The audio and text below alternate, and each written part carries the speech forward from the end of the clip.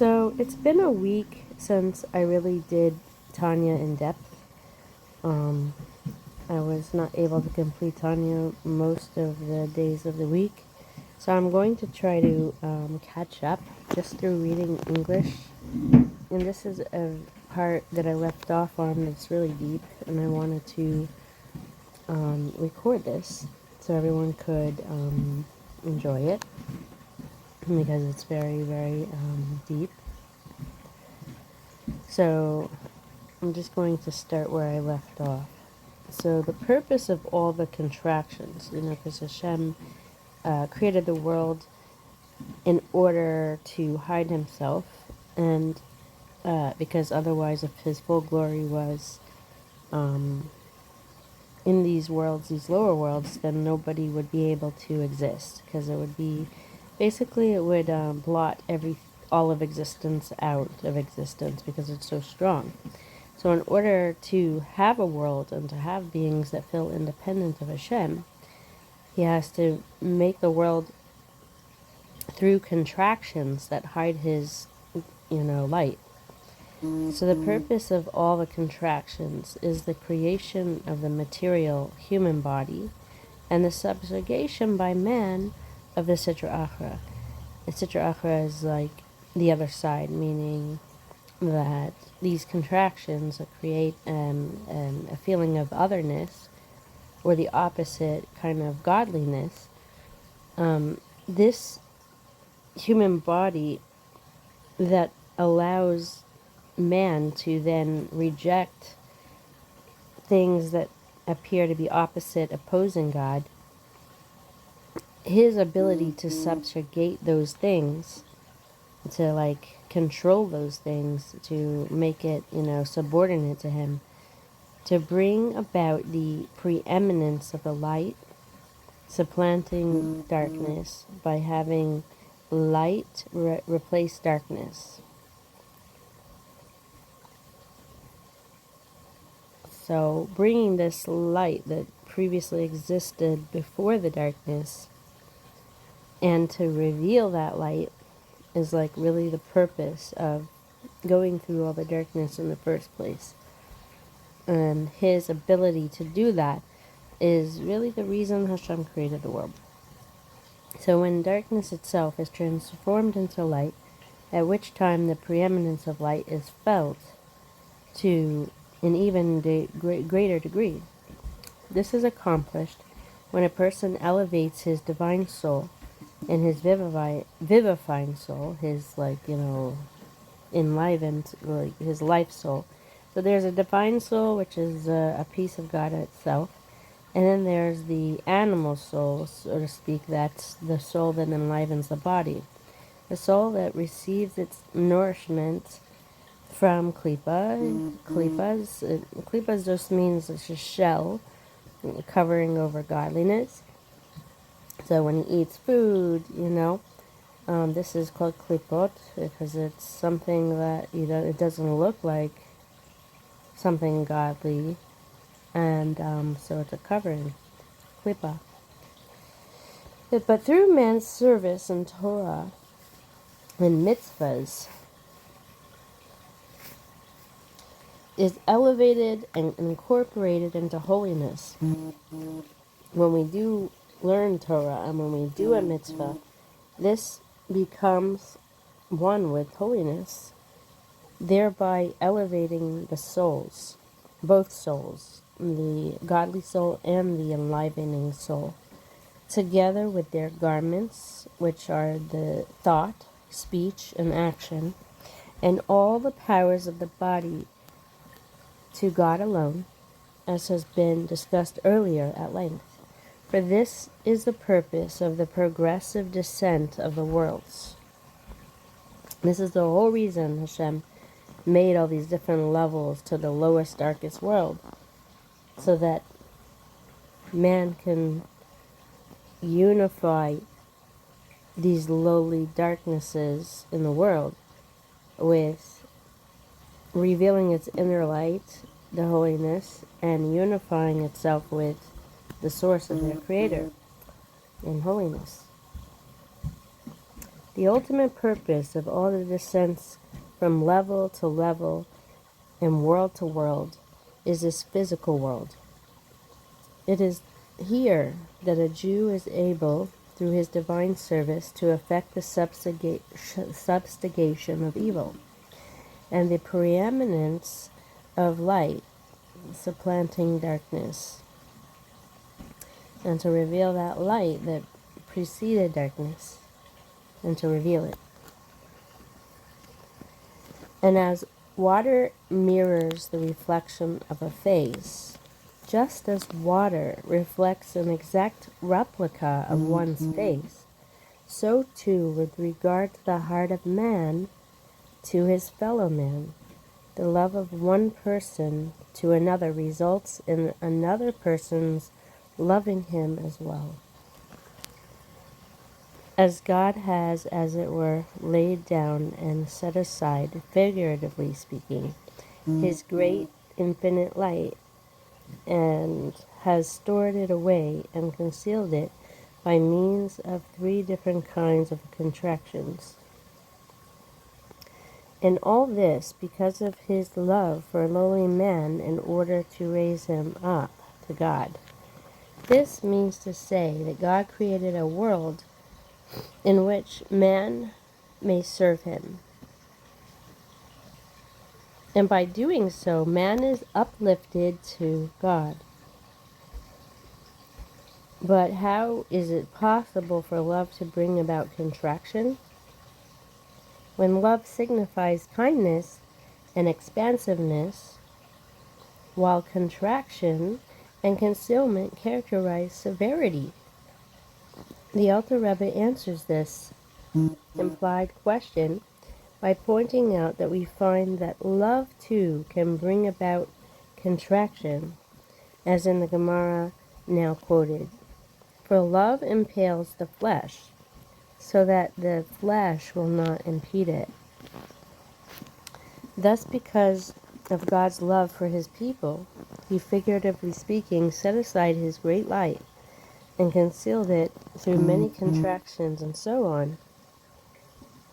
This being so, how much more, and an infinite number of times more, is it fitting that a man should relinquish and set aside all he possesses, both spiritually and physically, and renounce everything, in order to cleave to him with attachment, desire, and longing, without any hindrance within or without, neither of body nor soul, hindrances from within, nor money, nor wife and children, hindrances from without. None of these things should hinder him from cleaving to God. By renouncing them all, he sets aside even his most important needs for the sake of his love of God. Takeaway. There is an infinite divine energy, or Ein Sof. This energy is downgraded to allow the world of Atzilos, a pretty divine world. In turn, we have the world of Bria and Yetzirah, and then Asiya. The point of this all is for the world you live in, so that you are created and that you should make a difference. Okay, next. This is from quite a while ago. I'm covering a month of being behind, almost a month, not really, 20 days about. So chapter 49. The blessings preceding Shema are a prelude to its theme, self-submission to God. They discuss the sacrifice on God's part in putting aside all his vastness, angels, etc., for our sake, thus enjoining us to mirror that. This will enable one to understand the eminently reasonable explanation of the rabbinic enactment ordaining the recitation of the blessings of the Shema, 2 blessings preceding it, and so on. For at first glance it would appear that they have no connection whatsoever with the recital of the Shema, as Rashba and other halakhic authorities have stated. In this, they are unlike other rabbinic blessings pronounced over mitzvos, where each such blessing refers explicitly to the mitzvah itself, as, for example, the blessing to put on tefillin, when then they are termed blessings of the Shema. And why was it ordained that they be recited specifically before it when they are in no apparent way connected to it? But for the reason, the reason this is that the essence of the recital of Shema is to fulfill the injunction with all your heart. That is, with, both inclinations.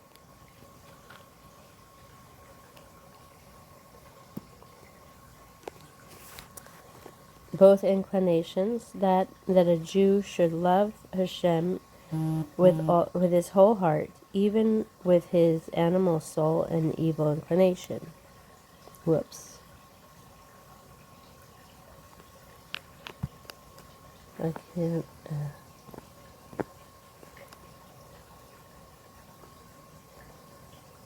That is to say, let's see. Sorry, I'm just playing around with something. Screen right? No, not what I need.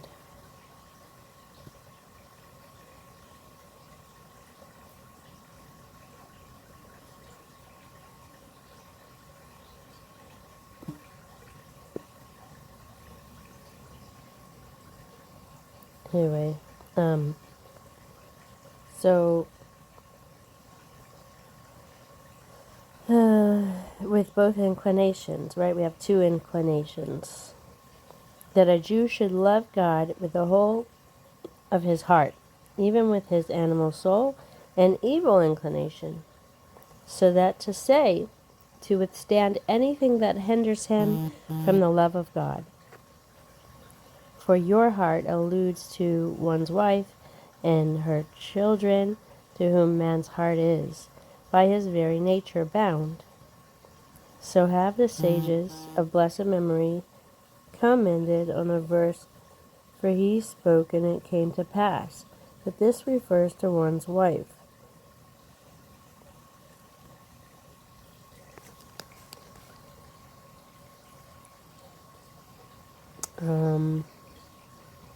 He commanded, and it stood fast, that this refers to children.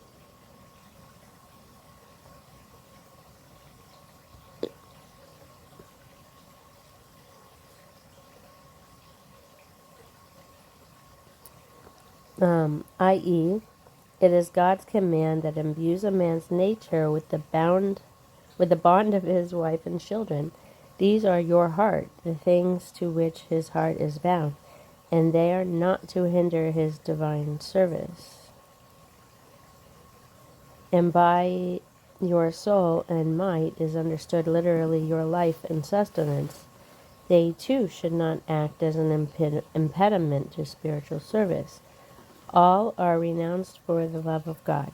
Thus, neither the things found within the animal soul and evil inclination, nor those things without, one's wife, children, and sustenance, should hinder a person from those matters which lead to the love of God. But how can physical man attain this level of godly love that nothing can obstruct?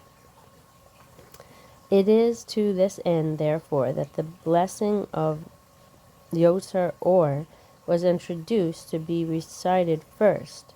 For in this blessing there is stated and repeated at length, and this meditation must indeed be a lengthy one, taking into account all the specific details, the account and the order of the angels standing at the world summit, in order to proclaim the greatness of the Holy One, blessed be He, how they are all nullified in His blessed light and pronounced in fear, and sanctify God's name and declare in fear, Holy, I guess, meaning by saying holy that he is apart from them and does not clothe himself in them in a revealed state.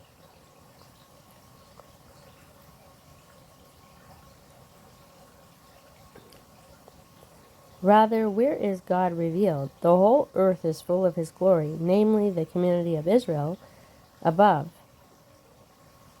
An example, Malchus of Asilos, the source of Jewish souls, which is called earth,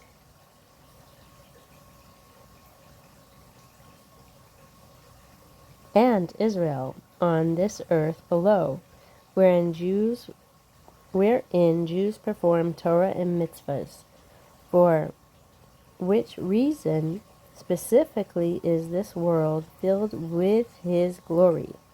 It is here that God clothes and reveals himself, as has been explained earlier. All the above refers to the comprehension of the supernal angels, the seraphim, who are able to comprehend how God is apart from them, and that only the earth is charged with his glory.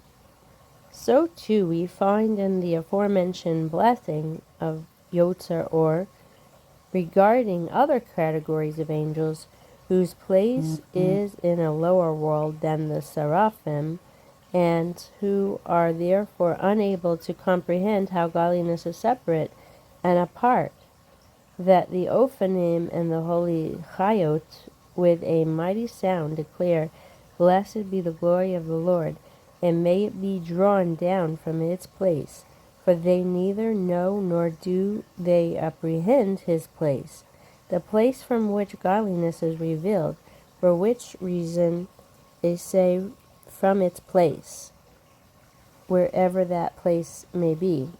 As we say a few lines later, for he alone is exalted and holy. The various degrees of nullification of these angels are thus spoken of in the first of the two blessings preceding the Shema. When a person meditates on this matter, he will begin to understand God's greatness, for all the lofty angels are nullified to him. Then follows the second blessing, which declares God's great love of the Jewish people. Notwithstanding the lofty service and the subjugation of all the heavenly angels, God saw fit to set them all aside, as it were, choosing instead to delight in the service of his people below. This blessing begins, Hashem, our God, you have loved us with an everlasting love, that is to say, that he set aside all the supernal holy host, the heavenly angels, for they are not the ultimate intent of creation, and caused his Shekhinah to dwell upon us, the Jewish people, so that he be called our God, in the same sense that he is called the God of Abraham, as explained earlier. Abraham was completely nullified to God, to the same degree that God is called the God of Abraham. He is also called our God. This is accomplished, as explained earlier, through the performance of Torah and mitzvahs. This is because love impels the flesh. Love affects concealment and contraction. So, too, did God's love for his people bring about a certain contraction, in that he chose the service of Jewish souls in the state in which they are found here below, enclosed in physical bodies and in the finite world. Therefore, this love on God's part is called Ahavas Olam, literally a love of the world, for it refers to the contraction of his great and infinite light by assuming the garb of finitude, which is called Olam, world, the concept of world signifying the finitude of space and time. God brought about this contraction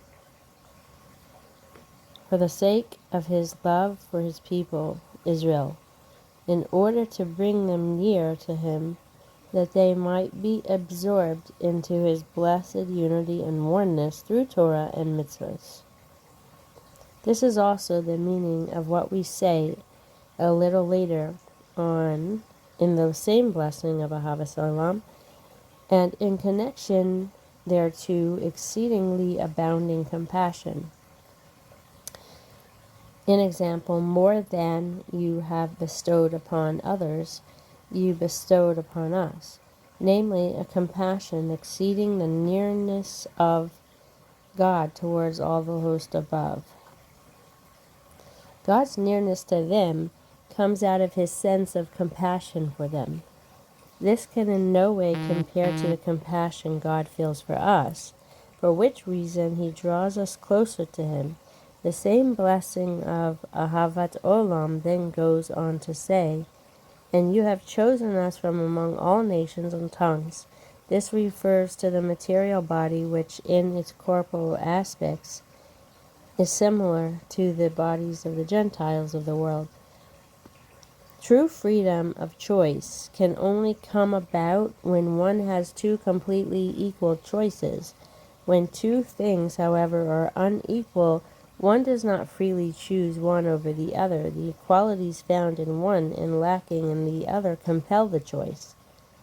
It is therefore impossible to say, "You have chosen us," refers to Jewish souls, for there can be no comparison between Jewish and non-Jewish souls, inasmuch as a Jew's soul is truly part of God above. Rather, "You have chosen us" refers to the Jew's material body, which in its corporality is similar to the bodies of non-Jews. God freely chose Jewish bodies to be the proper receptacle for Jewish souls, desiring that through the deeds performed by the body, for all physical mitzvahs demand bodily participation, the Jew should become united with him. This the Alter Rebbe now goes on to explain, first continuing to quote Ahavas Olam.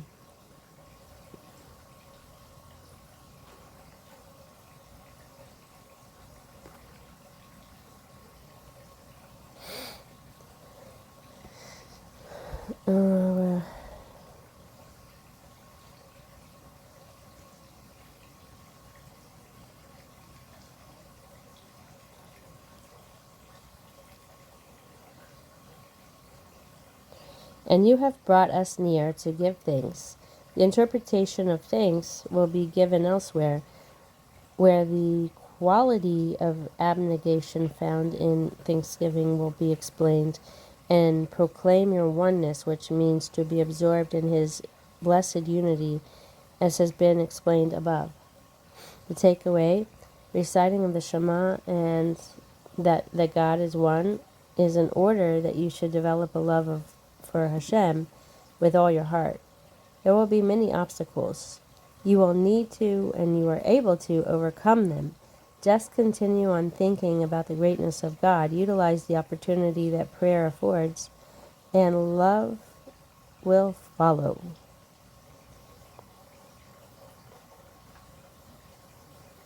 Okay, next. Chapter 49, continuation. In today's lesson, having arrived through meditation at the willingness and desire to cleave to God alone, with complete self-sacrifice, one then ought to channel that love into Torah learning, a divine kiss.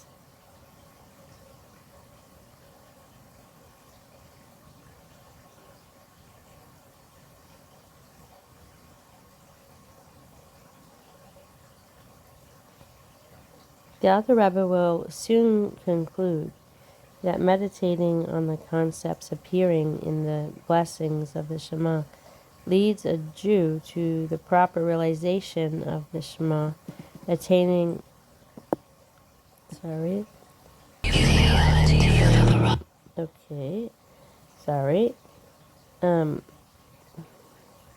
the Alter Rebbe will soon conclude that meditating on the concepts appearing in the blessings of the Shema leads a Jew to the proper realization of the Shema, attaining an ardent love for God.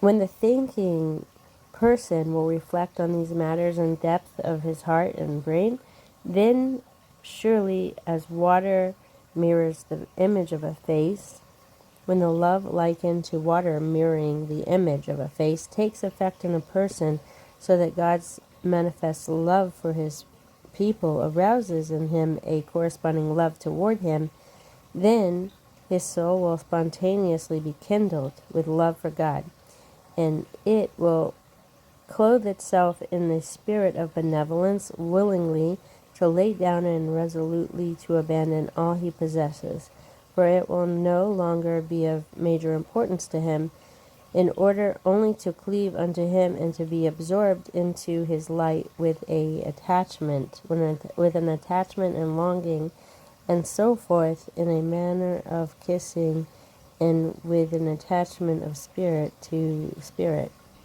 as has been explained earlier. Just as kissing involves not only the cleaving of mouths, but also a communion of breaths, so too does spiritual unity involve the union of man's spirit with God's. Man's spirit becomes one with God's. But how does the attachment of spirit to spirit take place? What measures are to be taken if one seeks to desire to only cleave to him? To this end it is stated, soon after the phrase, with all your heart, and so on, and these words shall be upon your heart, and you shall speak of them. As will soon be explained, this refers to immersing oneself in the study of Torah and speaking words of Torah. As is explained in Eitz Chaim, the union of kiss, which incorporates the union of the attachment of spirit to spirit, is essentially the union of Chabad with Chabad, the union of man's Chochmah, Bina, and Das with Hashem's Chochmah, Bina, and Das. That is concentration in the Torah, which unites man's Chabad, Chochmah, Bina, Das, with the intellect of the above, i.e. the Torah. While the mouth, as the outlet of the breath, and its emergence into a revealed state, represents the category of speech engaged in words of the Torah. By speaking words of Torah, as it is written, and you shall speak of them, the spirit emerges into a revealed state. Thus the union of spirit with spirit is mainly brought about by one's immersion in Torah study. For by the word that proceeds from God's mouth does man live. The mouth is thus the outlet of the breath. However, since what is crucial is understanding Torah, for through this the union of spirit with spirit is effected, why must one utter the words in order to arrive at this love? However, one does not fulfill one's obligation by meditation and deliberation alone. An example, one's obligation is not fulfilled thereby, even though such deliberations leads to the lofty union of his soul with God in a manner of the cleaving of spirit with spirit. Unless one expresses the words with his lips, in order to draw the infinite light of the blessed Ein Sof downward, even unto the vivifying soul which dwells in the blood of men, which in turn is produced by the intake of food from the mineral, vegetable, and animal worlds. What is to say, eating and drinking produce the blood in which the vivifying soul is enclosed.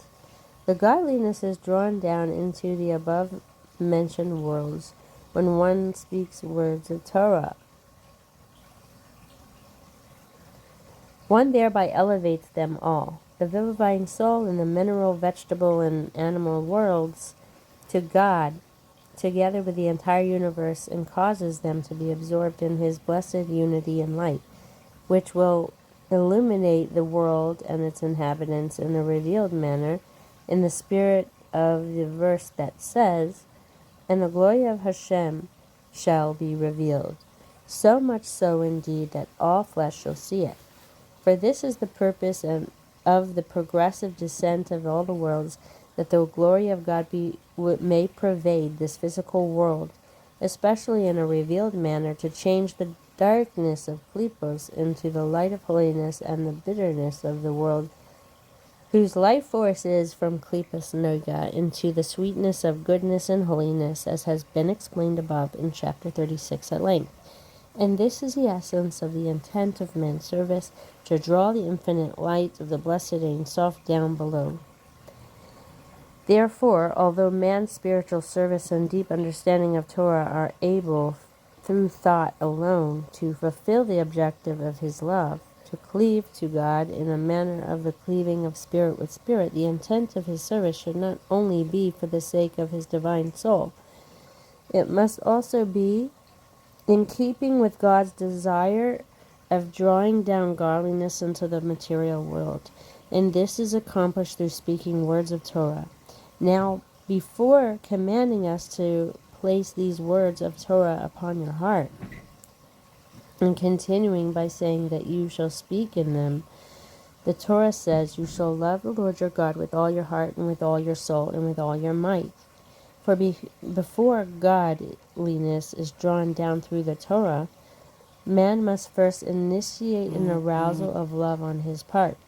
Only then will godliness be drawn down through Torah and mitzvahs.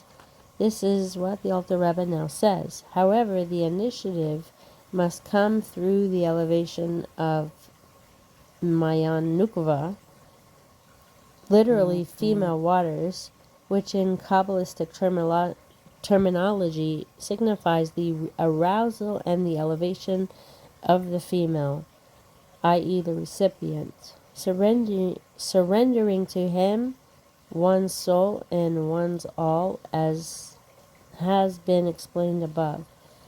In order for godliness to be properly drawn down through Torah and mitzvahs, it is first necessary that there be the elevation of Mayan Nikva, emanating from man's love of God, to the degree that he is ready to forego everything for his sake.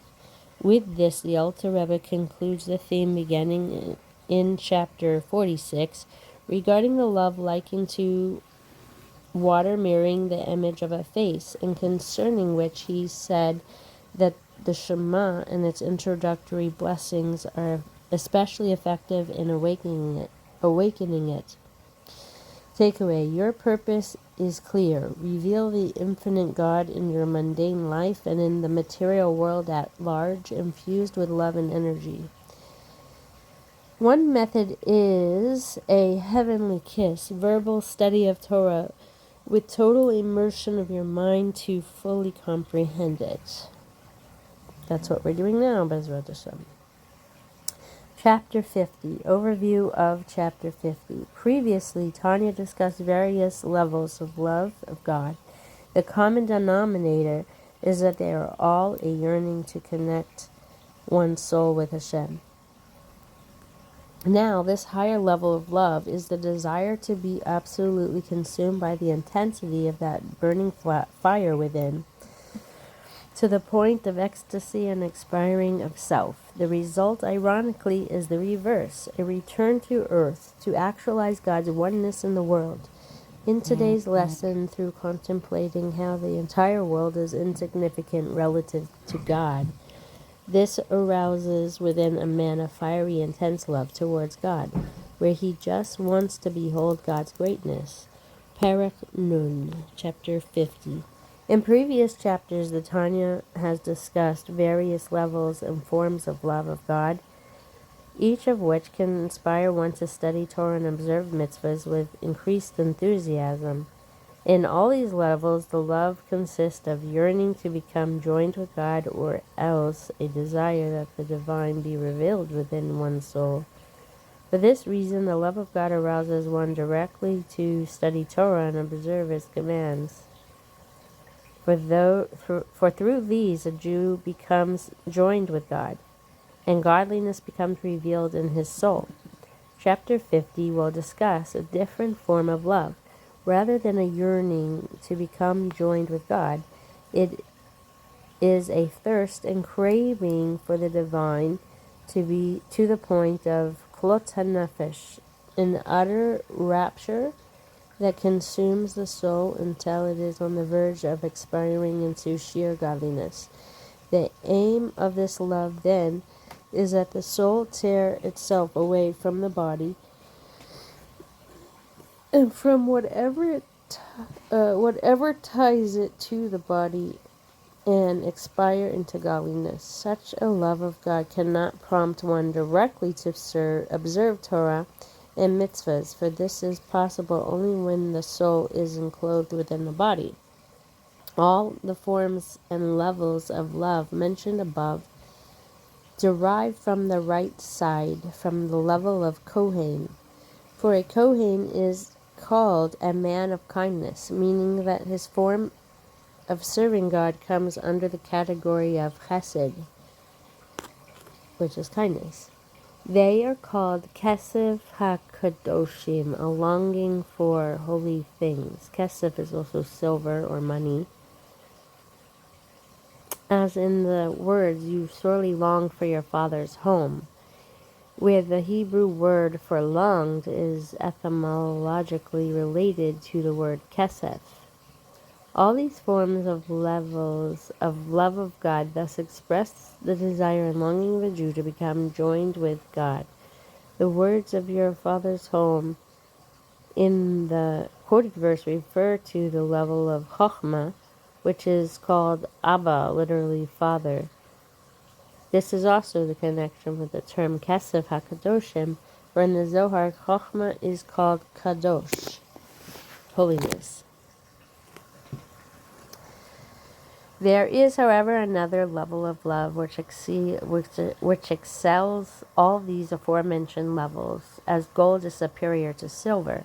This is not just a quantitative superiority in that gold, in the analogy, is worth more than silver, a small quantity of it fetching a higher price than a large quantity of silver. The superiority of gold lies in the fact that the most refined type of gold possesses a captivating luster which glistens in the eyes of the beholder. As explained in the Zohar, all other types of gold are related to this type. Silver, on the other hand, does not possess this quality. The same distinction exists between the form of love described in this chapter, which has the characteristic of thirst and rapturous expiry into godliness, and the other forms of love do not have this quality. This is a love like glowing coals of fire, a burning love unlike the aforementioned forms of love, which are essentially like water. For the soul is drawn with a yearning towards God, like water, which flows and is attracted in a certain direction. This love, on the other hand, has a totally different quality, that of glowing coals of fire. This derives from the level of the higher gevurot, of the higher bina. In other words, the source of this love is from the level of gevura in bina. The arousal of this love comes about through meditation on the greatest level of the Infinite One, before whom all is, sorry, what is this? I don't know how that happened, so anyway, that was like miraculous. Somebody's either has control over my phone or I don't know what. That was totally weird. I'm kind of freaked out by that because I didn't do that. Maybe I pushed a button on my pen. I doubt that. The arousal of this love comes about through meditation on the greatness of the Infinite One, before whom all is considered an absolute nothingness. Then the soul becomes inflamed and flares up towards the precious splendor of his greatness, in order to gaze upon the glory of the King. This is the content of this love. It is like glowing fiery coals of a mighty flame which surges upward, not a love which is drawn towards some object, but one which ascends with the burning fire of kilot hanefesh. And it strives to be parted from the wick and wood on which it has taken hold. This results from the predominance of the element of divine fire that is in the divine soul, unlike other forms of love which derive from the element of water in the divine soul. From this, the soul comes to a thirst, just as in the physical domain, one becomes thirsty when the element of fire predominates it. So it is in the spiritual domain, too. The ascendancy of the divine soul's element of fire creates a thirst within the soul, as it is written, "My soul thirsts for you." Then it reaches the level of lovesickness, where the soul is sick with love of God, just as an unquenched physical thirst brings on a state of sickness.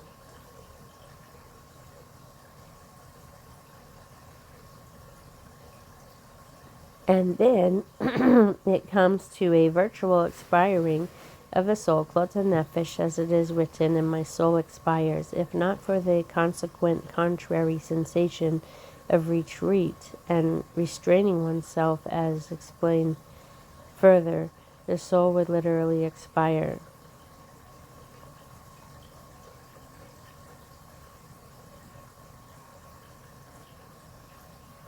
From here, from the level of the higher Gevurot, of the higher Bina, is derived the source of the divine service of the Levites below in this world. In the future, when the world will be elevated, they will be the Kohanim, unlike now, when the Levites are secondary to them. As it is written, "They shall accompany you and serve you." As our master Rabbi Yitzchak Loya, of blessed memory, commented on the verse, "But the Kohanim, the Levites, that the Levites of today will become the Kohanim of the future." The Levites' service of God was to raise their voice in melody and thanksgiving with song and music, tunefulness and harmony. Music characteristically combines varied and even opposite moods, some serious, stemming from Gevurah, and others happy, stemming from Chesed. Their music progressed in a manner of advance and retreat, Ratso literally running, and Shuv returning. This echoes their form of serving God, the headlong advance towards Kloton Nefesh and the restrained retreat or return from that point. Such is the nature of this intense love, like a flame that flashes out of the Bazak, as mentioned in the Gemara Hagiga chapter 2. One translation of Bazak is a crucible for refining gold, in which the flame flashes forth and immediately withdraws. In Ezekiel 1:14, the angel called Holy Chayot run to and from Ratzo Vashuv, like the appearance of a bazak. Likewise,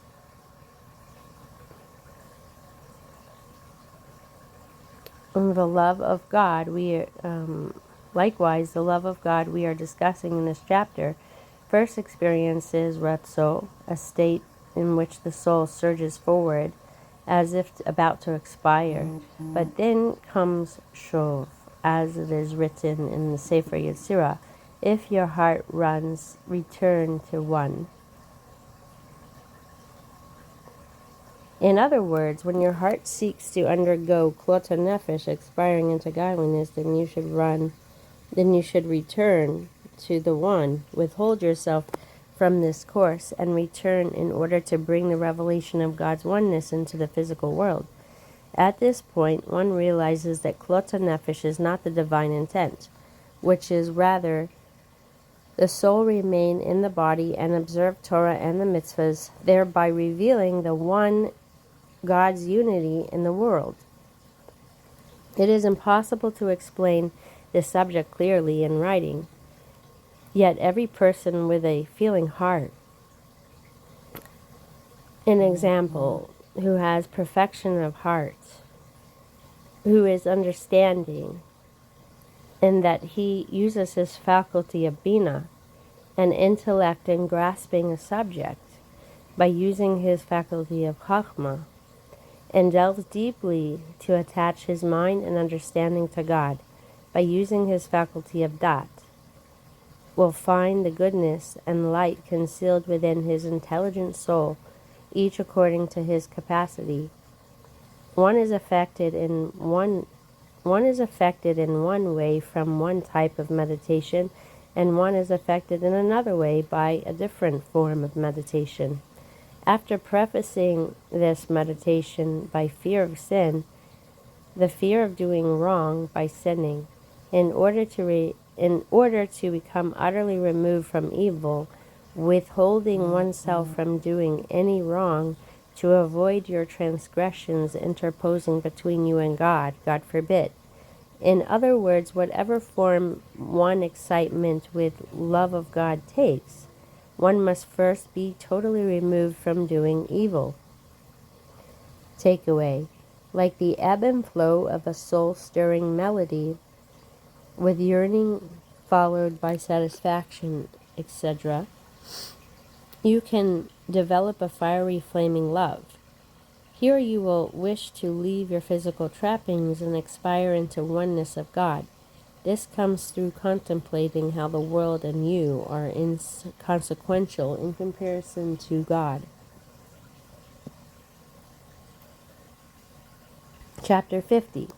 In today's lesson, if your heart yearns, retreat to oneness. Ironically, the extreme thirst for ecstatic reunion with God results in an about-face drive to facilitate God's oneness for His sake here on earth.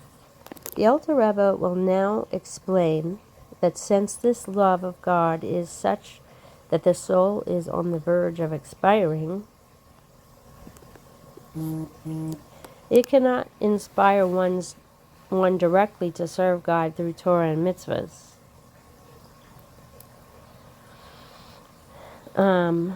The order of one's divine service through occupation with Torah study in mitzvahs, a divine deriving from this intense love, is possible only in the manner of retreat, when the soul withholds itself from expiring in order to fulfill the divine intent, which can only be realized when the soul remains within the body. As it is written in Sefer Yetzirah, if your heart hastens, return to one. If your heart hastens refers to the craving of the soul that is in the right side of the heart, the abode of the divine soul. When this craving predominates and bursts into flame and glows in such rupture that the soul is consumed with a desire, klota nefesh, to pour itself out into the embrace of its Father, its source, who gives one life, and to leave its confinement in the corporal and physical body to attach itself to Him, blessed be He. When one is consumed with such an incontainable rapturous love, seeking even at the cost of self-extinction to become attached to God, there must be a deliberate run to the One. Then one must take to heart the teachings of our sages of blessed memory. Despite yourself, you must live. Despite your craving for expiry in klota nefesh, you must nevertheless remain alive in this body to keep it alive, for the purpose of drawing down the higher life force from the life of all life, blessed be He, through the life-giving Torah. Through this, there will be a dwelling place in the lower worlds, and created beings for His blessed oneness will be in a revealed state. Through this there will be a dwelling place in the lower worlds and created beings for his blessed oneness in a revealed state. Just as in an ordinary dwelling, a person's identity is totally revealed, so will the true essence of the divine oneness. So will the true essence of the divine oneness be then revealed among the beings of his lower world, of this lower world. So will the true essence of the divine oneness be then revealed among the beings of this lower world. As explained above, that this is the ultimate divine intent, that a human being's service of God should make of the world a dwelling place for him. As explained above, I'm going to read that again. As explained above, that this is the ultimate divine intent, that a human being's service of God should make the world a dwelling place for him. And this is the meaning of return to the one. Retreat from your love of God in a state of klota nefesh for the sake of the one, for the sake of revealing God's oneness in the world. And as it is explained in the Holy Zohar, that there be one in one, meaning that the unity which is hidden, the one of the higher spiritual world or level, shall become an aspect of the revealed world, becoming manifest in the oneness of the lower world or level. And this is the meaning of the text, "Come, my beloved, to meet the bride," denoting klot hanefesh, kala and klot being etymologically related. In this form of the love of God, one's klot hanefesh should be expressed through causing my beloved to come. An example, through drawing down the beloved one, God himself, so that godliness will be revealed in the nether world.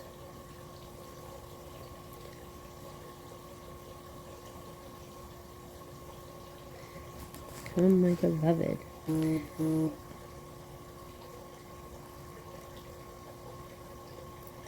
With this one, we'll be able to understand the saying of our sages of blessed memory, "Despite yourself, even against your will, you must live, and despite yourself, you must die."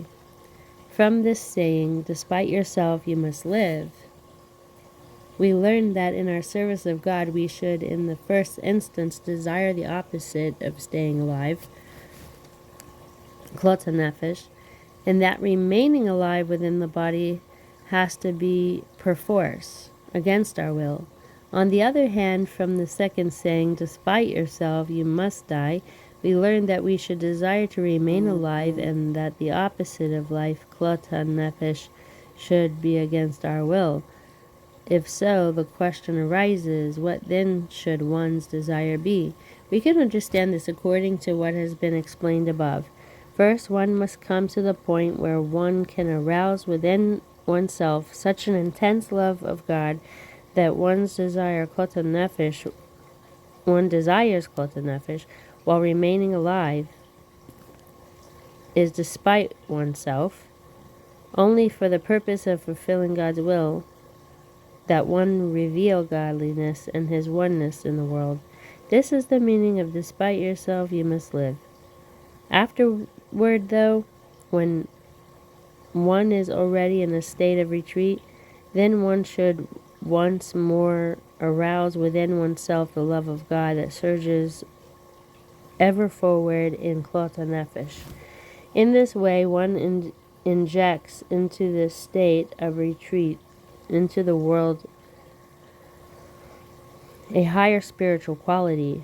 Furthermore, in this state of withdrawing back into the world, one can possibly become drawn down into the lowly mundane affairs.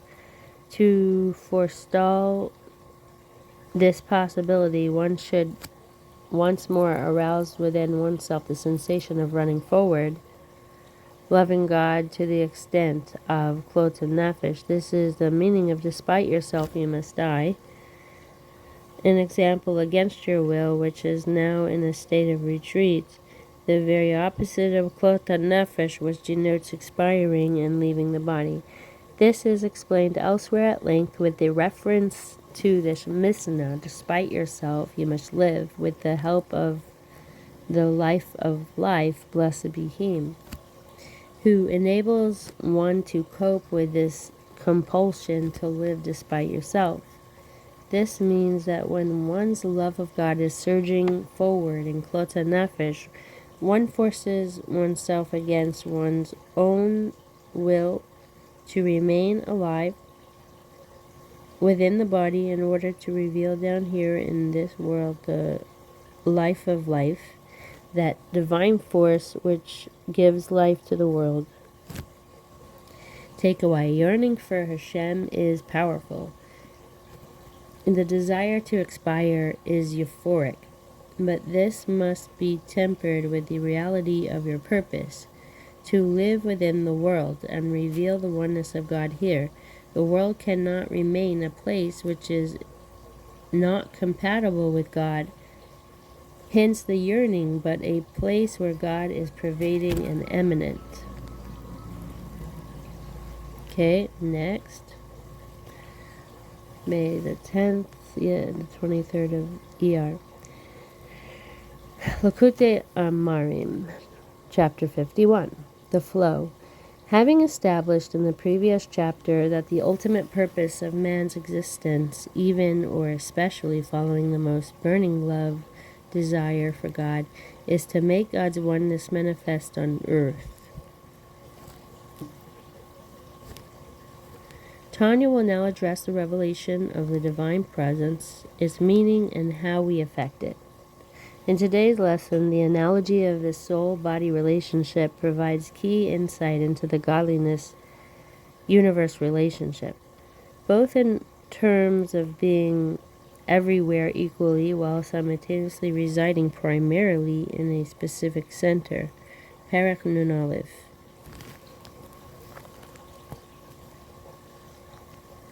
Chapter 51. The title page of the Tanya tells us that the entire work is based upon the verse Deuteronomy 30:14. For this thing, the Torah, is very near to you, in your mouth and in your heart, that you may do it. And the concluding phrase, that you may do it, implies that the ultimate purpose of the entire Torah is the fulfillment of the mitzvahs in practice. In order to clarify this, chapter 35 began to explain the purpose of the entire Seder Hishtaushlis, the chain of descent of spiritual levels from the highest emanation of the Creator down to our physical world, and of man serving God. The purpose of both is to bring a revelation of God's presence into the lowly world and to elevate the world spiritually so that it may become a fitting dwelling place for His presence. To further explain this, chapter 35 quoted the words of the Yanukat in the Zohar, that a Jew should not walk 4 cubits bareheaded, because the Shekhinah dwells above his head. Yeah.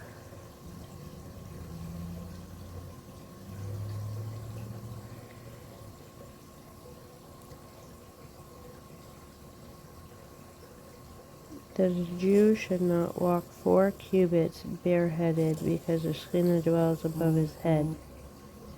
This light of divine presence continues in the Zohar, resembles the light of a lamp where oil and wick are needed for the flame to keep burning. A Jew should therefore be aware, says the Zohar,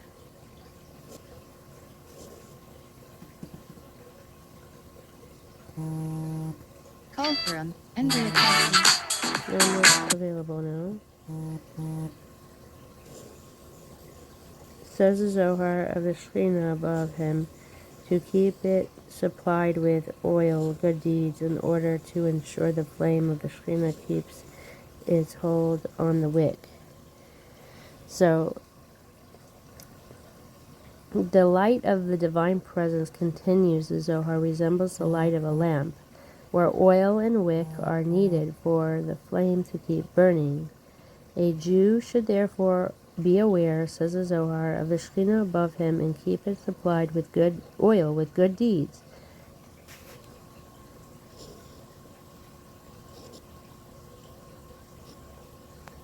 In order to assure that the flame of the Shekhinah keeps hold on the wick, the physical body. Chapter 51 now explains further the teaching of the Yanuka that this light of the Shekhinah needs oil. The oil usually refers to the sphere of Chachma, wisdom. Here, through the Yanuka, though the Yanuka takes it to refer to good deeds, what is the connection between practical? I don't know, so we'll see. I need to send this to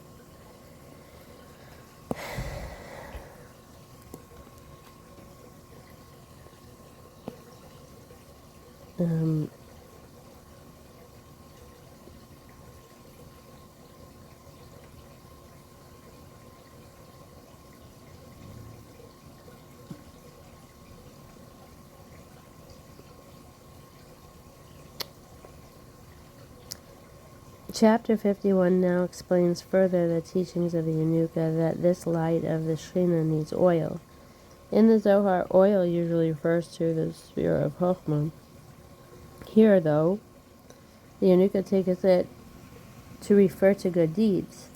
What is the connection between practical mitzvahs and oil, which refers to Chachma? For further explanation of the words of Yanuka, explained earlier in chapter 35, where the Yanuka was quoted as saying that the light of the Shekhinah which dwells upon a Jew needs oil, meaning good deeds. Now, what connection do good deeds have with oil, which usually refer to Chachma? It is necessary first to explain, so that one may understand a little, the concept of the Shekhinah dwelling, that it dwelt in the Holy of Holies.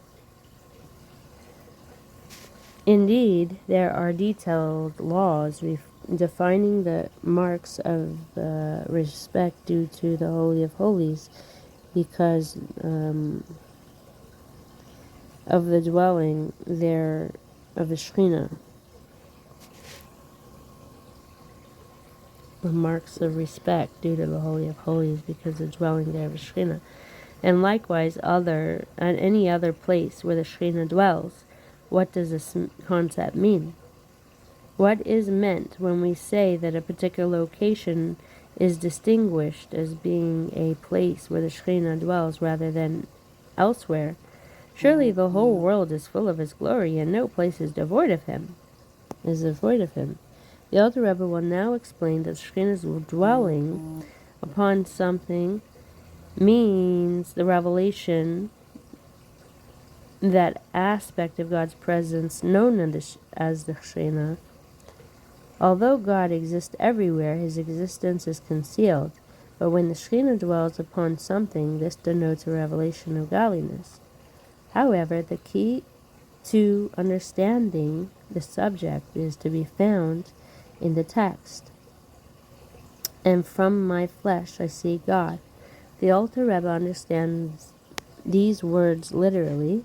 From what we see within ourselves, in our own soul and body, we can visualize the parallel on the spiritual level in the divine emanations and the world in general. By way of analogy, the human soul pervades all 248 organs of the body, from head, the highest part of the body, to foot, the lowest part of the body.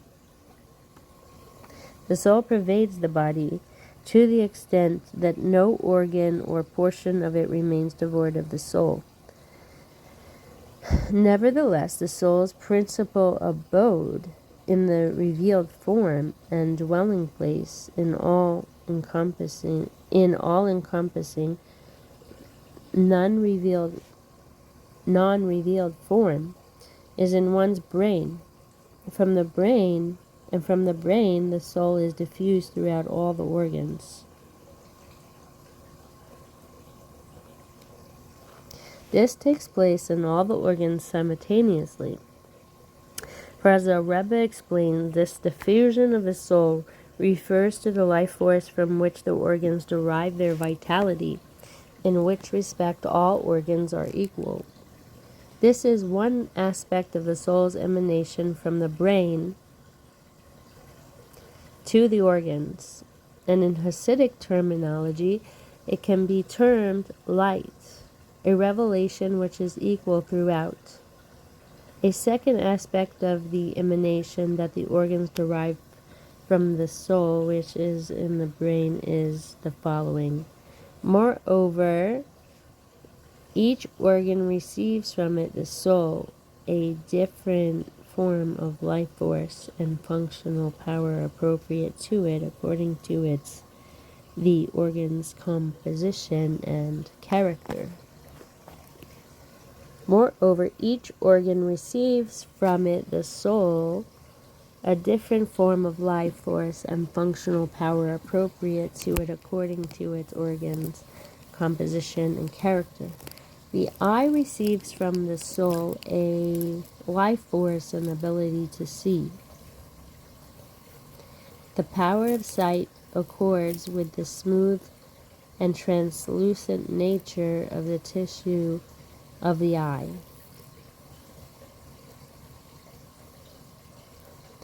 The ear receives from the soul a life force and ability to hear, the mouth to speak, and feet to walk. Each organ in the body, in accordance with its composition and character, receives its life force and ability from the soul, which dwells and becomes revealed initially in the brain.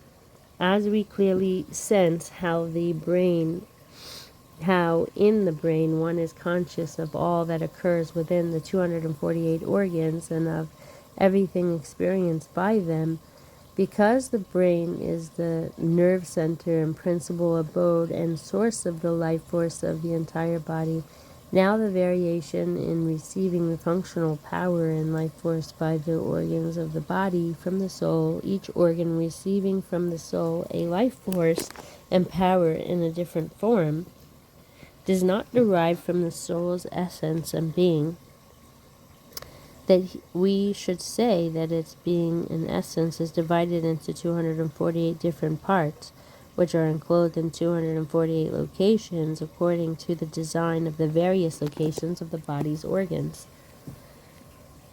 Were this the case, we would say that within the soul itself there are already revealed and differentiated the various functional powers of sight, hearing, and so on, and that these 248 powers which exist within the soul are enclosed within the 248 organs, each in its appropriate location. We cannot, however, accept this approach, because according to this it would follow that the soul's essence and being is designed in a physical design and a likeness and structure similar to the structure of the body. God forbid. Just as the organs of the body have various shapes and forms, so according to this outlook are the functional powers, while still within the soul, different from each other in form. But again, we cannot accept this. Rather, is the soul entirely a single spiritual entity. It is one, a single entity; two, a spiritual entity. As a single entity, its oneness is plain and uncompounded. As a spiritual entity, its spirituality is in a form which is divested of any physical design and of any type of definition of physical space, measure, or limitation. The soul is free from all such dimensions by virtue of its intrinsic being and essence. In fact, the soul is so plain and free of all these that even when it is actually enclosed within the organs, they cannot affect any change in the soul. Therefore, the Alter Rebbe continues, and it is not valid to say concerning the soul's being and essence that it is in the brain of the head more than in the feet. since its being in essence is not subject to the concept of dimension or physical space and limitation. It is therefore impossible to attribute to the soul this limitation of being more in the head than in the feet. Rather, the 613 kinds of functional powers and vital forces are included within the soul, within its being in essence, to become actualized and to emerge from this concealment and inclusion within the soul's essence. Previously, while still included within the soul's essence, they are only in potentia and therefore hidden within the soul, not even as a functional powers which are revealed as such while still included within the soul. In other words, within the soul is concealed the potential for 613 functional powers to become actualized and to emerge from concealment. An example, to be revealed. In order to animate the 248 organs and the 365 blood vessels of the body through the functional powers of the divine soul becoming enclosed within the animating or vital soul, which also possesses the corresponding 248 and 365 functional powers of the vital forces. Concerning these functional powers as they are drawn and revealed from the soul into the body, the Alter Rebbe will now explain that the principal location to which they are drawn and where they are revealed in the brain. It is from there that the potential powers spread to all the other organs of the body. But the essence of the soul exists equally in the foot just as in the brain. Until now, the Alter Rebbe has mentioned mainly 248 organs of the body and the corresponding 248 functional powers of the soul enclosed within them. Now, however, he goes on into more detail, referring to the 613 functional powers, both those of the 248 organs and those of the 365 blood vessels, which of each of which has its own unique life force from the soul. This explains why he now refers to the 613 rather than the 248. If you understand how your body works, you can get an appreciation of how God works. God made the soul mirror in microcosm his relationship with the world. You have a soul which, in essence, is without definition, yet contains in it the possibility to energize all your limbs. God, similarly, is undefined, yet containing the energy for all matter. So now we go to the next day, or week, I'm saying.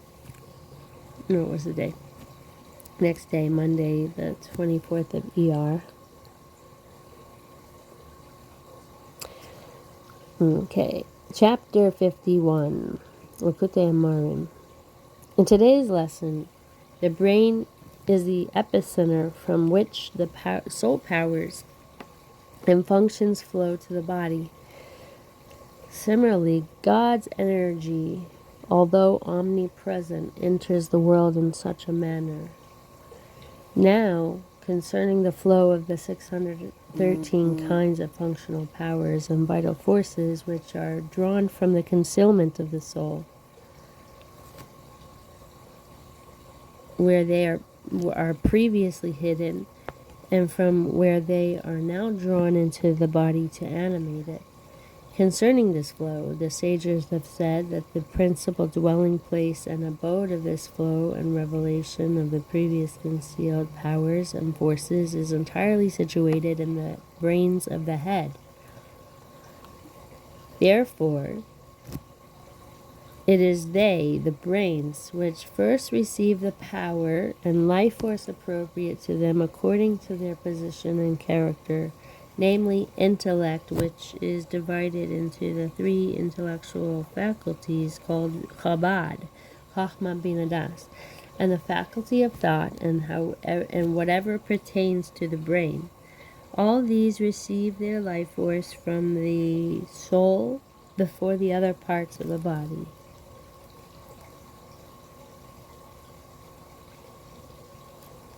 And not only this, that their brains receive their own life force before the other organs, but also the overflow of all the individual streams of vitality to the other organs is also first included and enclosed in the brains of the head before it becomes revealed in the individual organs.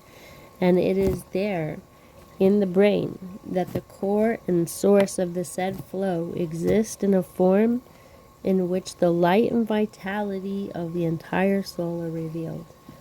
In other words, when the general flow of the vitality reaches the brain, when the light and vitality of the entire body begin to be revealed, from there the brain radiance flows all to the other organs, each of which then receives the functional power and vital force appropriate to it according to its composition and character. The power of the sight is revealed in the eye, the power of hearing is in the ear, and so on.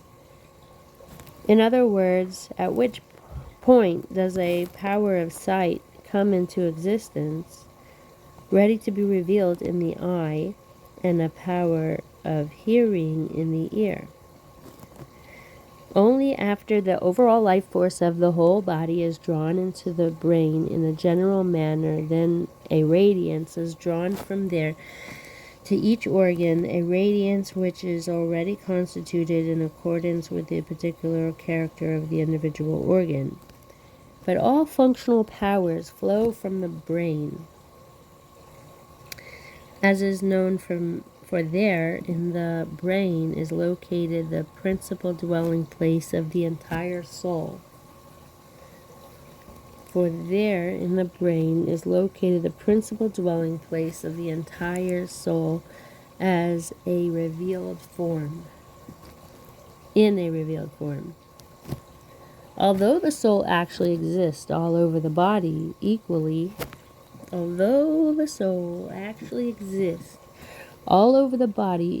with no difference between one organ and another, yet the principal place in which the soul is revealed is in the brain, since there in the brain the overall life force which flows from the soul is revealed.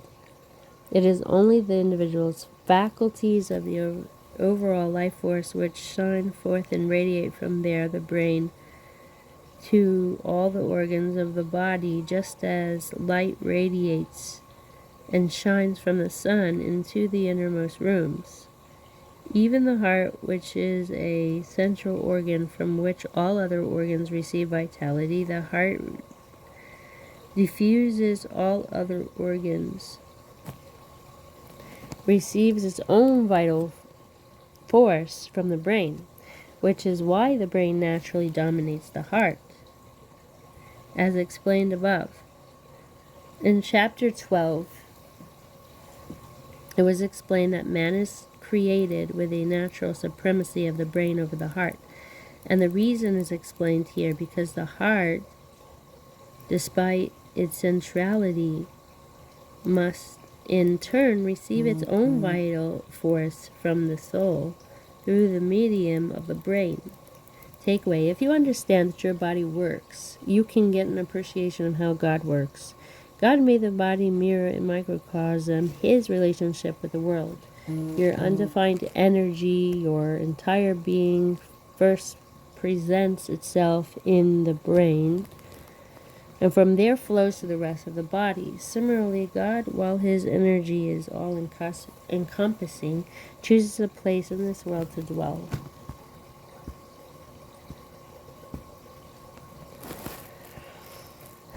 Okay.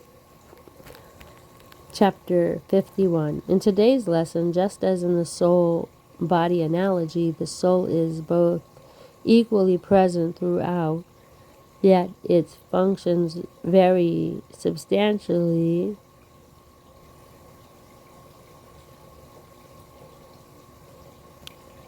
Sorry, I just fell asleep. Just as in the soul-body analogy, the soul is both equally present throughout, yet its functions vary substantially between the various organs.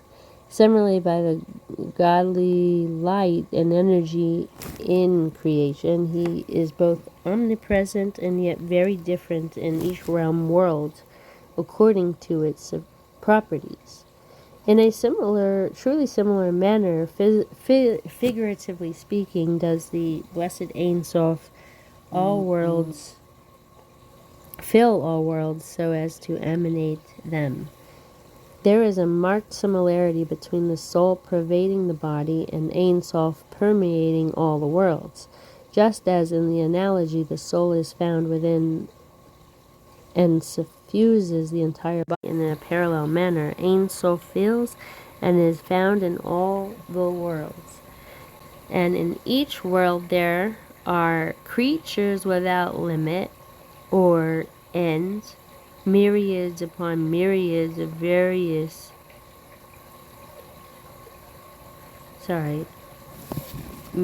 upon myriads of various grades of angels and souls, and so on.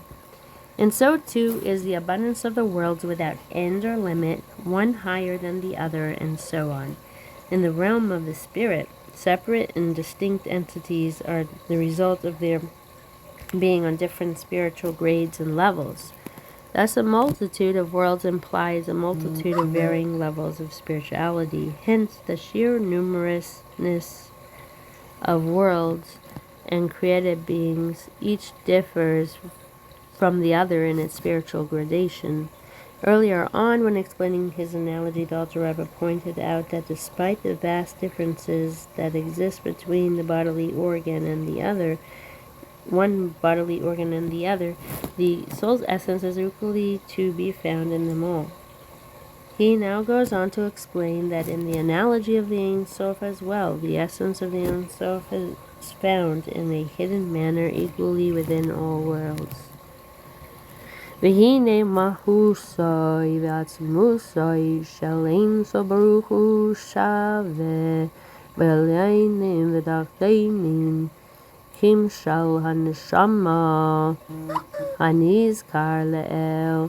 Now the core and essence of the blessed Ein Sof is the same in the higher and the lower worlds, as in the example of the soul mentioned above, wherein the Alter Rebbe explained that the soul's core and essence is not divisible, and thus it cannot be of it that it is found in the brain to a greater extent than it is found in the feet. As it is written in the Tikkunim, that he is hidden from all the hidden. This means to say that even the higher hidden worlds he is hidden and concealed from them, just as he is hidden and concealed in the lower worlds. Thus the intent of the Tikkun Zohar is not that God is more concealed than all the other hidden things, but that he is concealed even from the hidden worlds. The reason for this being, for no thought can apprehend him at all, even the higher worlds, because God is equally concealed from all worlds. No distinction can be made between higher and lower. He defies the comprehension of the higher worlds to the same degree that he cannot apprehend in the lower worlds, and he is found, in example, with regard to where God is to be found, just as he is found there in the worlds, so is he to be found in the very lowest worlds.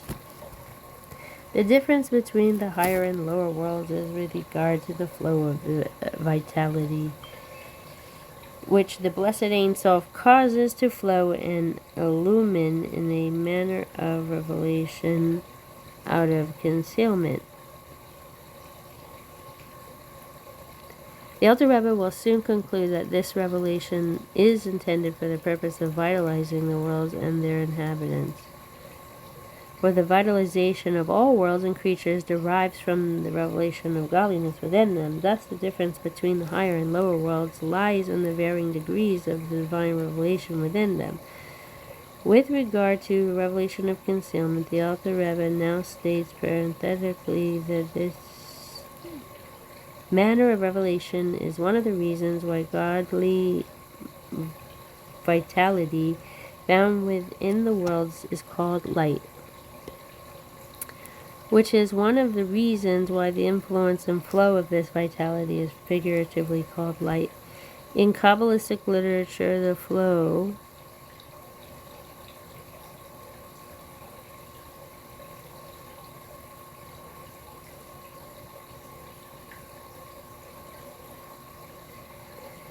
I'm going to start over because I just fell asleep again. In Kabbalistic literature, the flow and vitality of godliness is termed light, rather than shefa, flux.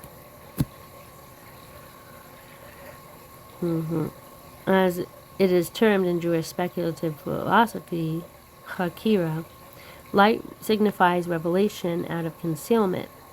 Previously, the light had been concealed within the luminary, the source of the light, and subsequently it is drawn forth from this source and is revealed as light. Thus, in the case of revelation out of concealment, only a minute illumination of the source is drawn down into a revealed state. Not so with Shefa, where it is the actual flux and stream of the source that flows down and is revealed. The above mentioned revelation is out of concealment of light, serves the purpose of thereby animating the worlds and the creatures therein. Herein lies a difference between the higher and lower worlds. For the higher worlds receive the vitality and light in a somewhat more revealed form than do the lower, i.e., even the higher worlds, this light and vitality is not manifestly revealed.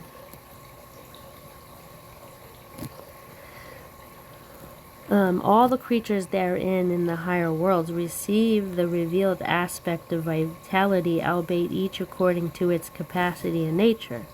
Just as in the analogy, each bodily organ receives vitality from the brain according to its character and nature, so too does the Alter Rebbe state in the analog that each creature receives its vitality according to its capacity and nature. Note by the Rebbe, this means that each being receives vitality according to its capacity to have the life force and vitality revealed within it, and according to the manner in which this vitality is to be revealed, whether as a revelation of intellect or comprehension or in an emotive manner.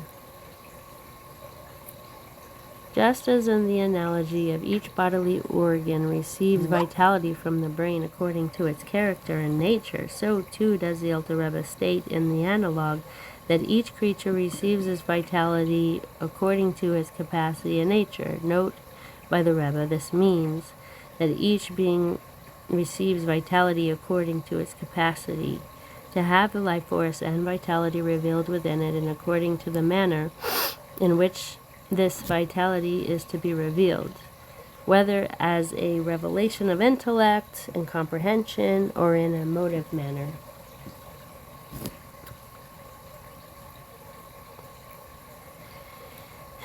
Which is the nature and form of the particular flow with which the blessed Ein Sof imbues and illuminates it. But the lower worlds and the creatures, even the spiritual ones, do not receive the divine life force in quite such a revealed form as it is received in the higher worlds, but only by means of many garments wherein the blessed Ein Sof invests the vitality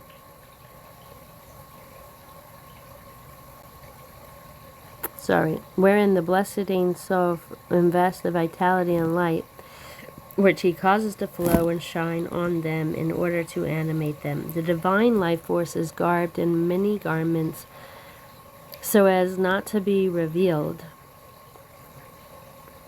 This concealment involves not only a multitudinous profusion of garments, a quantitative manner of concealment, but a qualitative one as well.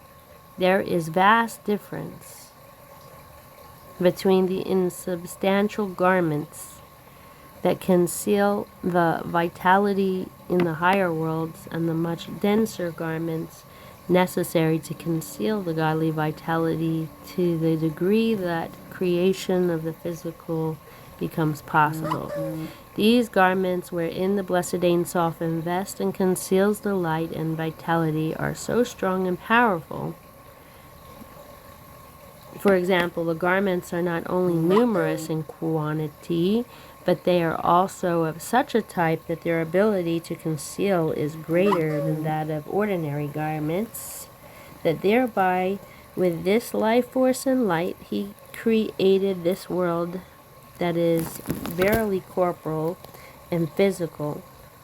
When God creates and animates it by the vitality and light which he draws down and shines forth unto it, this illumination is a light that is clothed, hidden, and concealed within the numerous and powerful garments which hide and conceal the light and vitality, so that no light or vitality whatsoever is visibly revealed, but only corporal and physical things that appear lifeless. Gazing at corporal things, such as a physical orb of earth, can cause a person to imagine them as utterly lifeless, totally devoid of any spiritual vitality. Yet they contain light and vitality which constantly creates them ex nihilo, from nothing, something from nothing, so that they shall not revert to nothing, and not as they have been prior to their creation. Creation ex nihilo must be constant. The fact that the world and its creatures were already once created during the 6 days of creation does not suffice. Rather, there must be a constant renewal of creation from its source. Thus, the godly light and vitality that is responsible for creation is constantly found within the created beings, albeit in concealed fashion.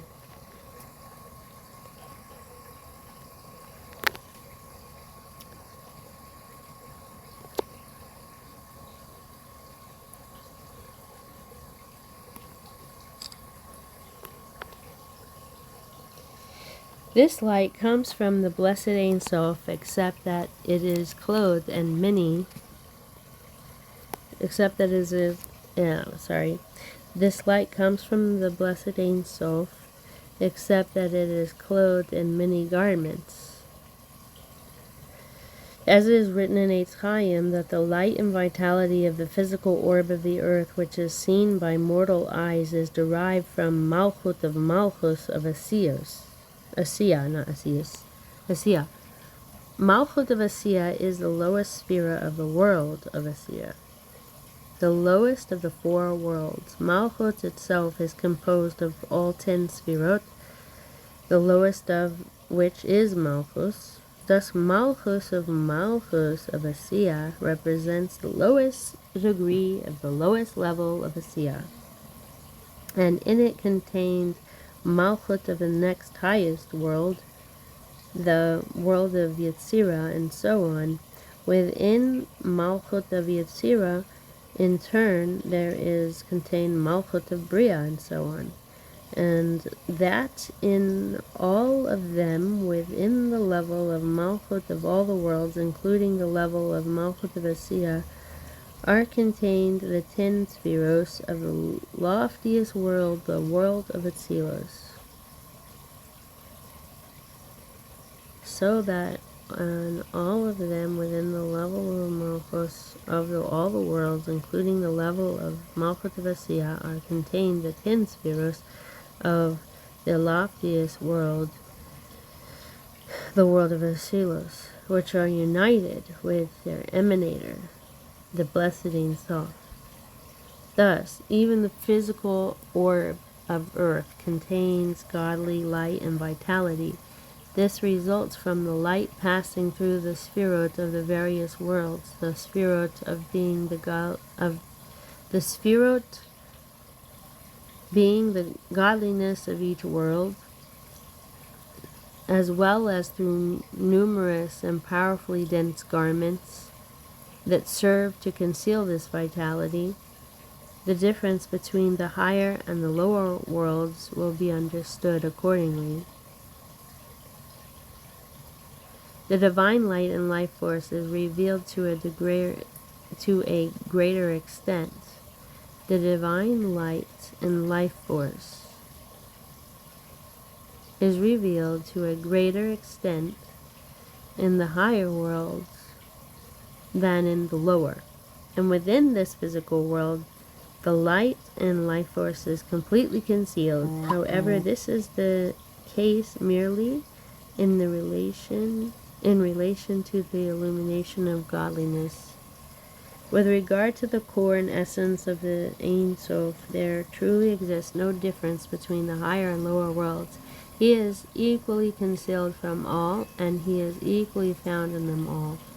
Takeaway: there are many layers in creation, beginning with a pristine spiritual world all the way down to the material and coarse world. All the energy is contained within God, but does not define him.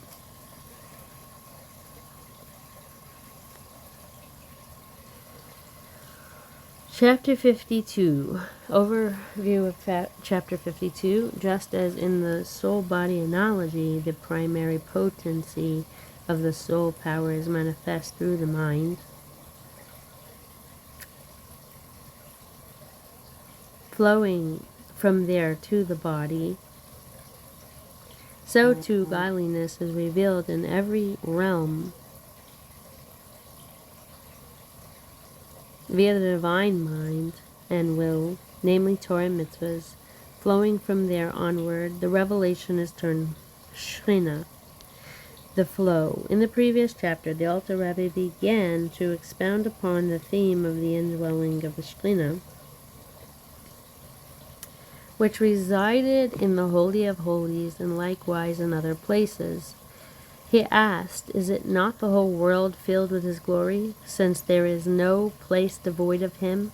What do we mean when we say that God chose a specific place for the Shekhinah to rest?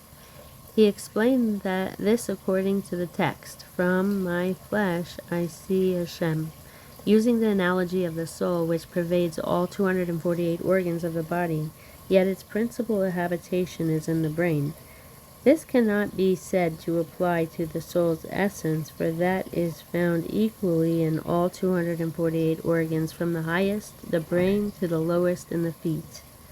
Rather, this refers to the general flow of the body's vitality into the body and its revelation there below. It is diffused and drawn down into all the bodily organs, with each according to its particular capacity. Concerning this general aspect, we say that its principal province and indwelling is in the brain. From there, a mere glimmer of its vitality is drawn down and revealed in the other bodily organs. The same is true, the Alter Rebbe explains, in the analogue of godliness and the world. The core and essence of the Ein Sof is the same in the higher and lower worlds. He is concealed from them all equally, for even the higher worlds, no thought can apprehend him at all. At the same time, he is equally to be found both in the higher and lower worlds. The difference between the higher and lower worlds, as in the analogy of the bodily organs, subsists only with regard to the stream of vitality which flows and is revealed from the Ein Sof's in order to create and vitalize the worlds and their creatures. Concerning this level of revelation, we say that in the higher worlds, godliness is revealed to a greater degree, and in the lower worlds to a lesser degree. In the present chapter, the Alter Rebbe goes on to further explain how the analog of godliness in its place in the world relates to the analog in which the individual's vitality in its undiffused state resides in the brain. And just as in the human soul, the principal manifestation of the undiffused vitality is in the brain, while all the organs receive merely a light and potency which radiates to them from the source of the manifestation of the said vitality in the brain. And just as in the human soul, the principal manifestation of the undiffused vitality is in the brain, while all the organs receive merely a light and potency which radiates to them from the source of the manifestation of the said vitality in the brain. So indeed, figuratively speaking, figuratively speaking, is the essential manifestation of the general stream of vitality emanating the worlds and the creatures within, clothed and contained in his blessed will, wisdom, understanding, and knowledge, which are called the intelligence. And these will, Chochmah, Bina, and Dat, are clothed in the Torah and its mitzvahs. The manifestation of this general flow of life, which is similar to the undiffused stream of vitality found in the brain, takes place, as the Alter Rebbe will soon say, when the flow from intelligence descends into Sphira of Malchus. This manifestation is the source of the vitality which the worlds receive, each one in particular receiving but a diffused glow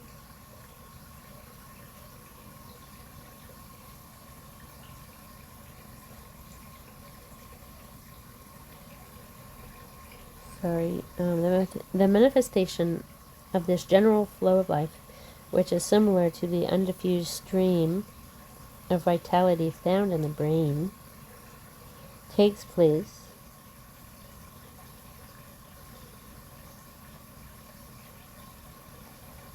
as the Elder Rebbe will soon say, when the flow from intelligence descends into the sphere of Malchus. This manifestation is a source of the vitality which the worlds receive, each one in particular receiving but a diffused glow that shines forth from the source. This refers not to the general stream of vitality found in intelligence, but to its revelation. This refers not to the general stream of vitality found in intelligence, but to its revelation.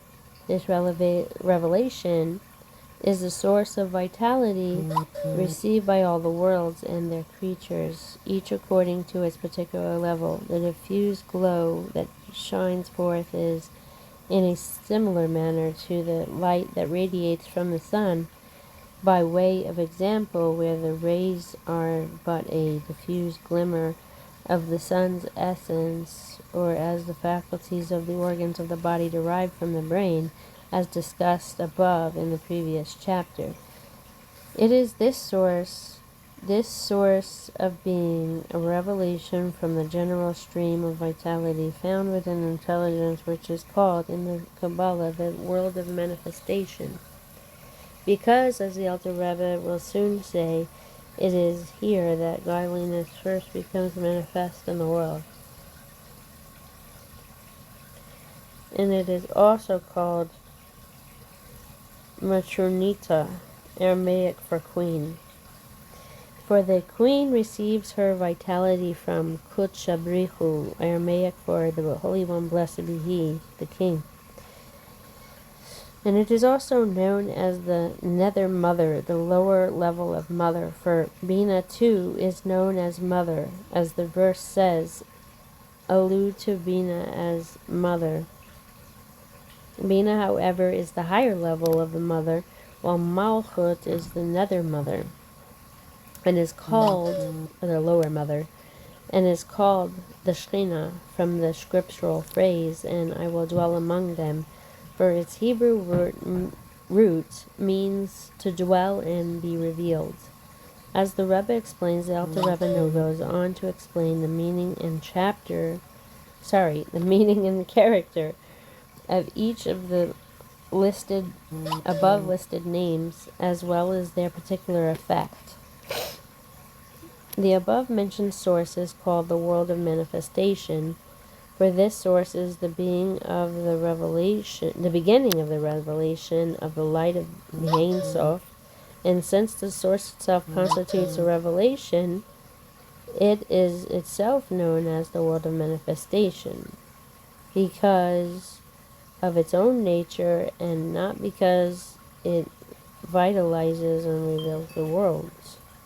revealed worlds.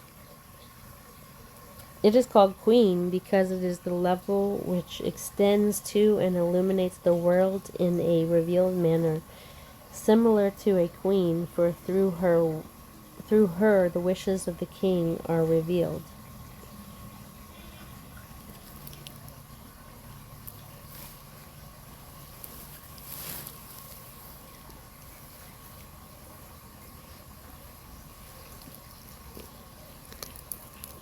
From this source, where extends to each individual thing, there extends to from this source there extends to each individual thing, world or creature, the particular light and vitality suitable for it, for which reason it is called the Nether Mother, for it is the mother and source of the particular form of vitality of each and every creature. And it, the light, dwells and is clothed in them, in the worlds and their respective creatures, thereby animating them. Since it dwells, animates, and is enclosed in every world and creature, it is called Shekhinah, which, as previously explained, means dwelling. Until now, the Alter Rebbe has clarified how the light is the source of the worlds and creatures in general. He now goes on to explain how it is also the source of Jewish souls.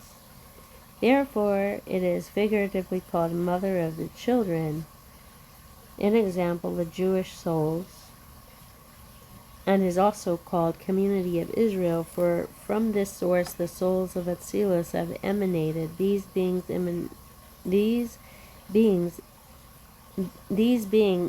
emanations and not creations. And the souls of Bria have been created, and so forth. All of them are all the world's creatures and souls, being derived only from the extension of the vitality and light which extends and streams forth from this source, which is called Shekhinah, in a manner resembling the radiation of light from the sun, this radiation being but a ray from its source. Takeaway: like the energy of your soul, which flows first to the brain, and from there it is channeled to all the limbs and sinews, the divine energy also begins with a general flow, which will eventually be contracted to create all creations. This general energy is called in Kabbalistic works Shekhinah, divine presence, mother, and Knesset Yisrael, congregation of Israel.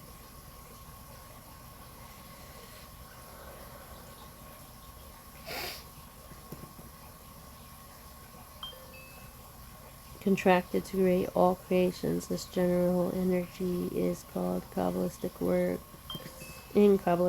Shekhinah, divine presence, mother, and Knesset Yisrael, congregation of Israel. Okay, I guess we're almost caught up to today, which is Beis Sivan. We have a couple more days left. Chapter 52. In today's lesson, the Shekhinah itself, the earliest origin of godly manifestation.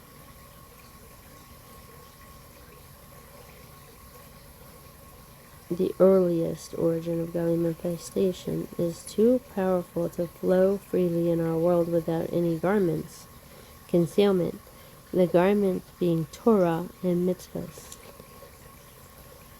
But as for the Shekhinah itself, namely the origin and core of the manifestation, whereby the blessed Ein Sof illuminates the worlds in a revealed form, and which is the source of all streams of vitality in the worlds, their entire vitality being no more than the light which is diffused within it,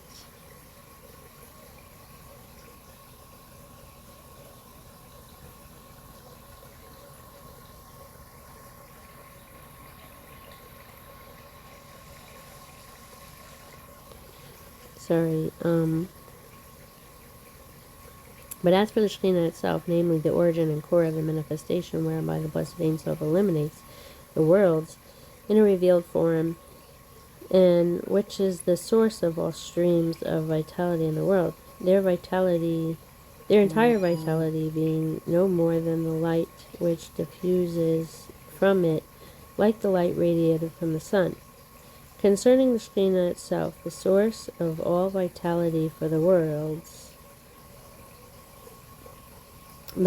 cannot endure or receive the light of this Shekhinah, that it might actually dwell and enclose itself in them without a garment to screen and conceal its light from them, so that they may not become entirely nullified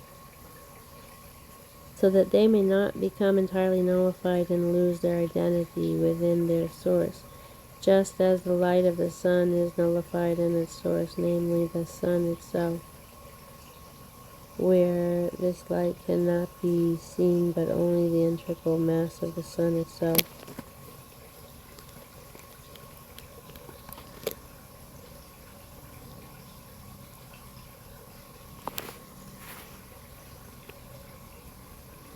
So that they may not become entirely nullified and lose their identity within their source, just as the light of the sun is nullified in its source, namely the sun itself, where this light cannot be seen, but only the integral mass of the sun itself. In order for the Shekhinah to dwell within the worlds and their creatures, there must therefore be a garment which serves to conceal its light. Only then can creation receive the Shekhinah and not be nullified out of existence. But what manner of garment can possibly conceal the Shekhinah and yet itself not be affected by it, so that it too will not become nullified, since the Shekhinah is the source of all creation? It is, of course, the source of a concealing garment too. But what is this garment which is able to conceal and clothe it, the Shekhinah, yet will not itself be completely nullified within the light? This is his blessed will and wisdom, and so forth. And so forth, referring to the levels of Bina and Dat, which are part of intelligence above, as mentioned earlier, which are enclosed in the Torah and its mitzvahs that are revealed to us and our children. Why are God's will and wisdom and so forth able to act as a concealing garment for the light of the Shekhinah without themselves being nullified by it? For the Torah issues from wisdom, namely Chokhmah Elah, supernal wisdom, which is the level of Chokhmah of Atzilus, that is immeasurably higher than the world of manifestation, which is the Shekhinah. As mentioned higher, as mentioned earlier, Shekhinah refers to the initial stage of revelation, for which reason it is called the world of manifestation, Since Chachma Elah is entirely beyond the pale of revelation, it is therefore immeasurably higher than the Shekhinah.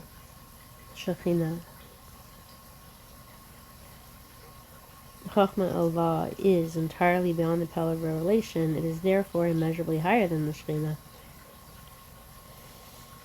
For he is wise with the wisdom of Chachma of Atzilus, but not with the knowable wisdom, and so forth.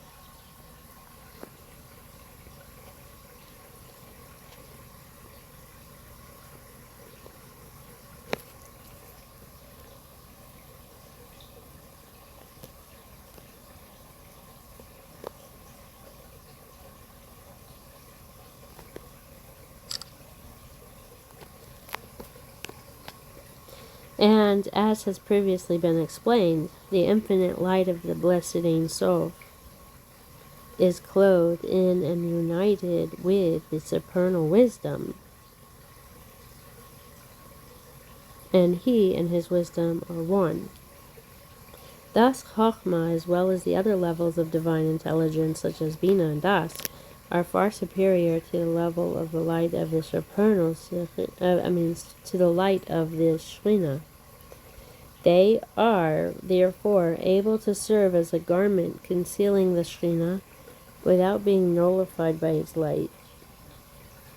But how can divine intelligence serve as a garment, and how can created beings accept this garment when it is, in fact, loftier than the Shekhinah itself?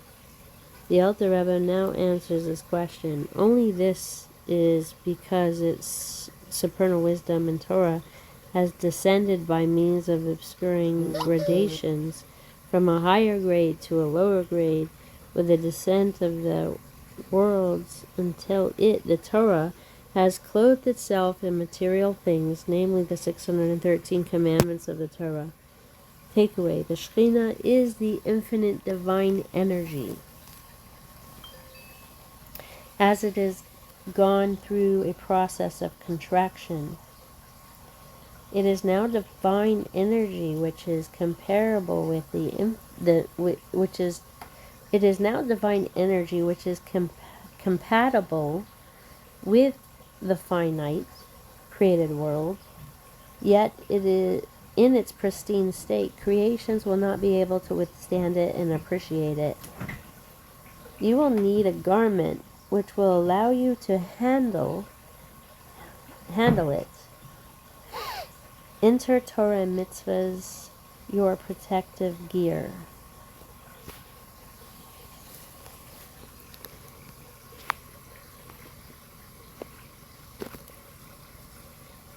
Likkutei Amarim, chapter 52.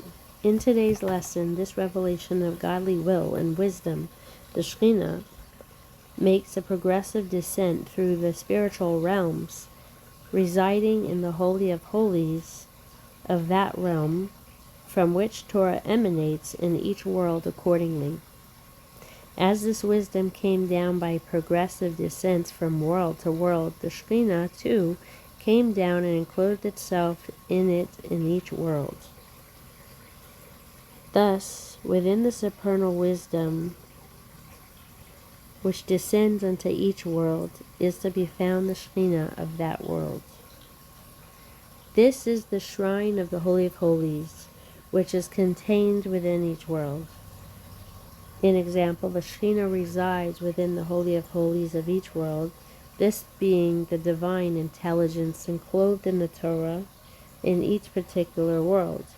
So also has it been stated in the Zohar in Eitz Chaim that the Shekhinah, which is Malchus of Atzilus, being the manifestation of the light and vitality of the blessed being Ein Sof, which illuminates the worlds, wherefore, in example, since it is a revelation, it is called God's speech, and the mouth breath of his mouth, as it were, for the purpose of speech is to reveal that each was concealed in thought.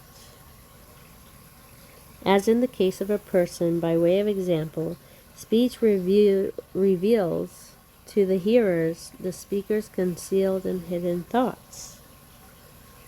The same applies above, Malchut of Atzilus, the level at which the light of the Ein Sof in the previously concealed vitality becomes manifest, is called God's speech, for it reveals godliness in the worlds.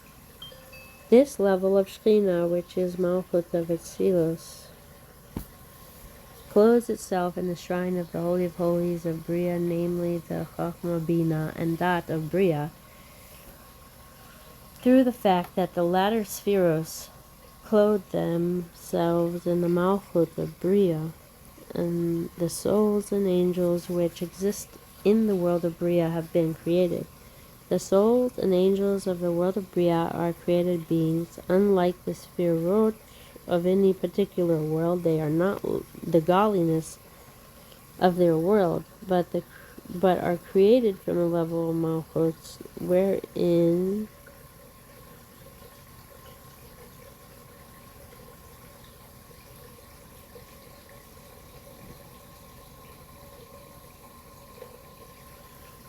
unlike the spheres of any particular world, they are not the godliness of their world, but are created from the level of Malchut therein.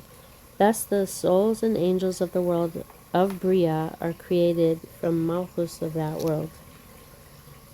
And from there also, from Malchut of Bria, in which is enclosed the Shekhinah,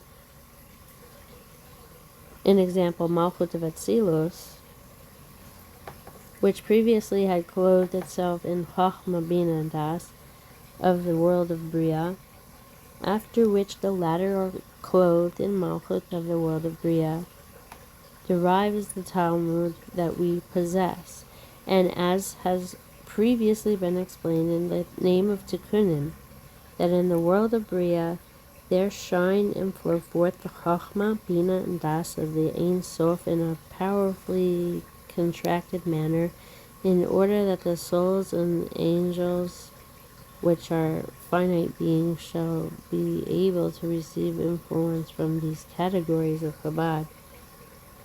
Souls and angels in the world of Bria are unable to receive influence from Chabad as it exists in its essential state in Atzilus. Only after Chabad descends in a powerfully contracted manner into Bria are they able to receive its influence.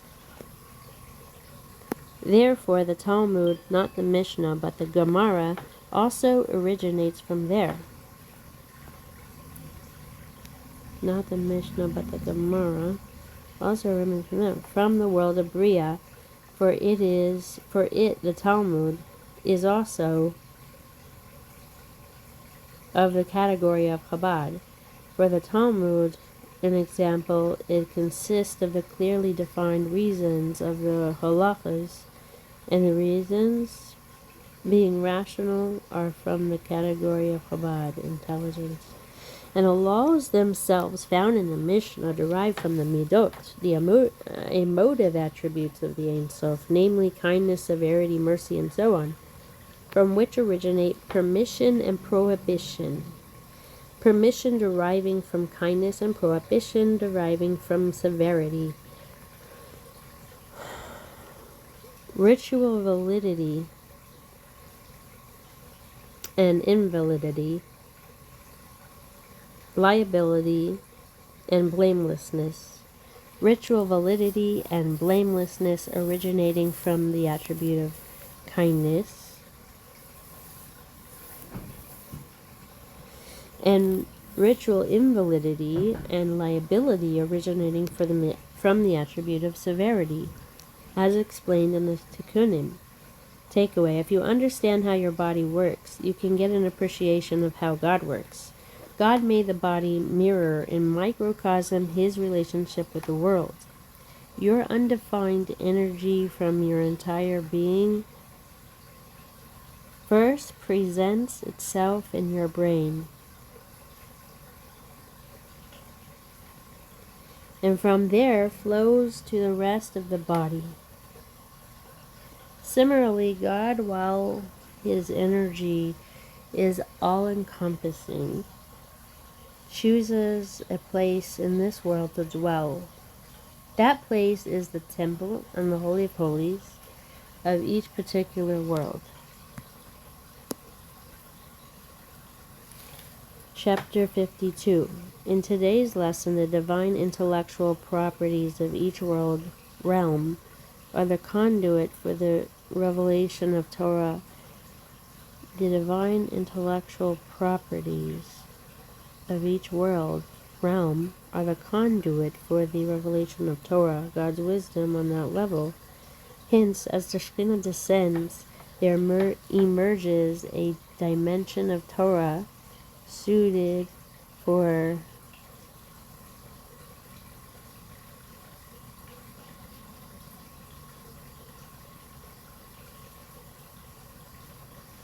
the divine intellectual properties of each world realm are the conduit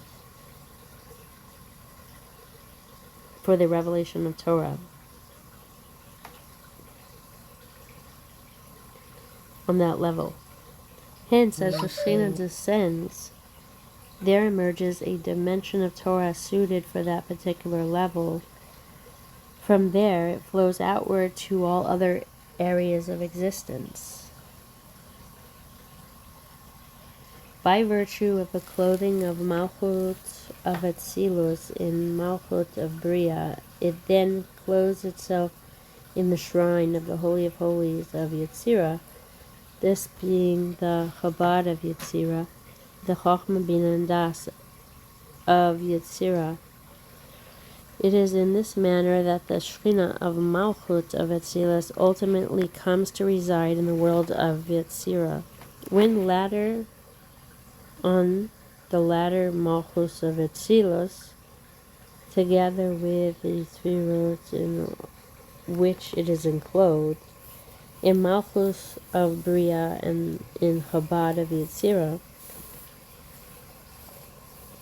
are clothed in Malchus of Yetzirah.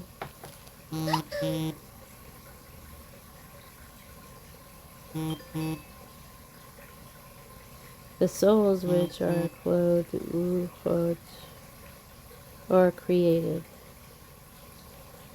For the three levels of souls, Nefesh, Ruach, singular of Ruchot, and Neshama, correspond to the three lower levels. Nefesh originates in Asiya, Ruach in Yetzirah, Neshama in Bria. With regard to Neshamos, the Alter Rebbe has said previously that they are created from Malchus of Bria. In now discussing the level of Malchut of Yetzirah, he writes that souls of the level of Ruach are created, and the angels which are of the world of Yetzirah. From there too, from Malchut of Yetzirah, comes the Mishnah that we possess, which comprises of the legal decisions that are likewise derived from Chabad of the Blessed Ein Sof. Not only the Gemara within the Talmud, but the Mishnah too derives from the intelligence of the Ein Sof, even though it was stated earlier that the Mishnah derives from Midot. Yet, since within the Mishnah there is concealed the rationale of the laws, they too emanate from the Chabad of Ein Sof. Only that the categories of Chabad, that is, the reasons and interpretations of the halachot, are clothed and hidden within the laws themselves, are not in a revealed form. In the Gemara, the reasons for the laws are revealed, whereas the Mishnah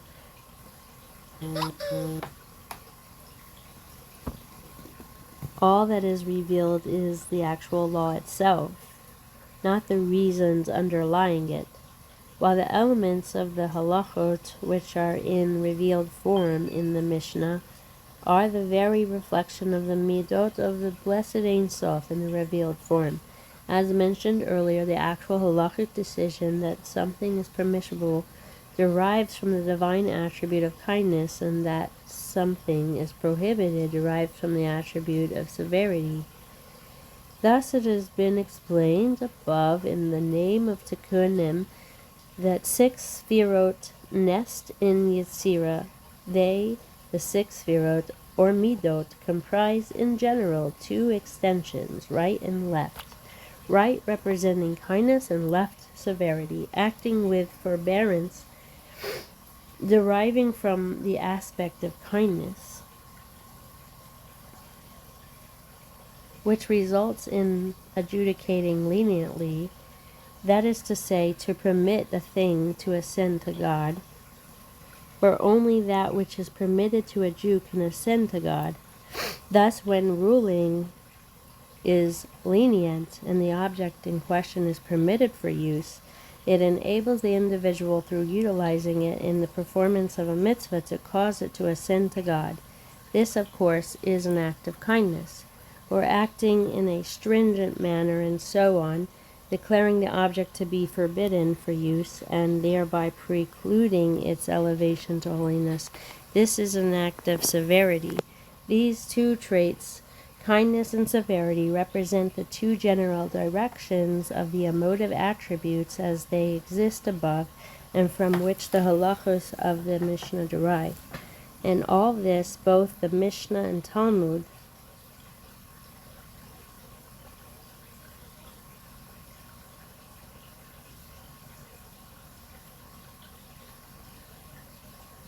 is according to the supernal Chochmah of Etzilos, and the Bina and Dat are comprised in it. An example in Chochmah. And they, the Mishnah and Talmud, and the illumination of Chabad,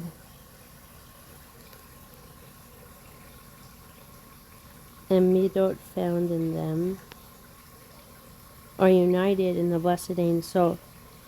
For in all of them are clothed Chabad of Atzilos, which with Chabad of Atzilos are united with the Blessed Ein Sof. For in all of them are clothed Chabad of Atzilos, with which the light of the Blessed Ein Sof is united in perfect union.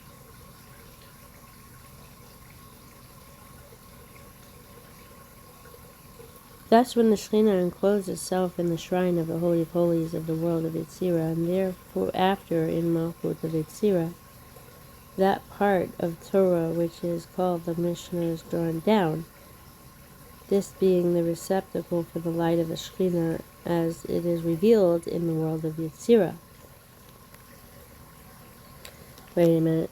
Thus, when the Shekhinah enclosed itself in the shrine of the Holy of Holies of the world of Yetzirah,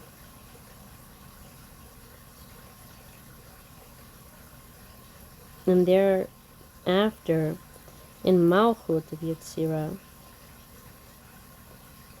So Holy of Holies is a Chabad, I think, of Yetzirah. And thereafter in Malchut of Yetzirah, that part of Torah which is called the Mishnah is drawn down, this being the receptacle for the light of the Shekhinah as revealed in the world of Yetzirah. In like manner, in example, in the same manner of that the Shekhinah first clothed itself in the level of Malchus of Yetzirah, the Shekhinah then descended and clothed itself in the shrine of the Holy of Holies of Asiya. And each of these 3 worlds, Bria, Yetzirah, and Asiya, is subdivided into myriads of gradations, which are also called particular worlds. And Malchus of Etzilos, the level of Shekhinah, is clothed in A, the level of Malchus of each particular world. B, moreover, through the above mentioned enclothing Moreover, through the above mentioned enclothing, it descends and in C encloses itself in the shrine of the Holy of Holies, namely the Chabad, which is in the world below it in rank. We thus have Malchus of Atzilus, as it is enclosed in Malchus of the world of higher rank, descending into the Chabad of a world of lesser rank. Note, this will enable us to understand the wording of the verse, "Your kingdom is the kingdom of all worlds." The text seems to imply that there is one level of kingship called your kingdom and another level of kingship known as the kingdom of all worlds. The Alter Rebbe therefore explains that the verse is telling us that your kingdom is the innermost aspect of the kingdom of all worlds. Within them all is enclosed your kingdom, Malchus of Atzilus. In note, it is from the Shekhinah, which is clothed in the shrine of the Holy of Holies, of each and every general or particular world, that light and vitality are extended. It is from the Shekhinah which is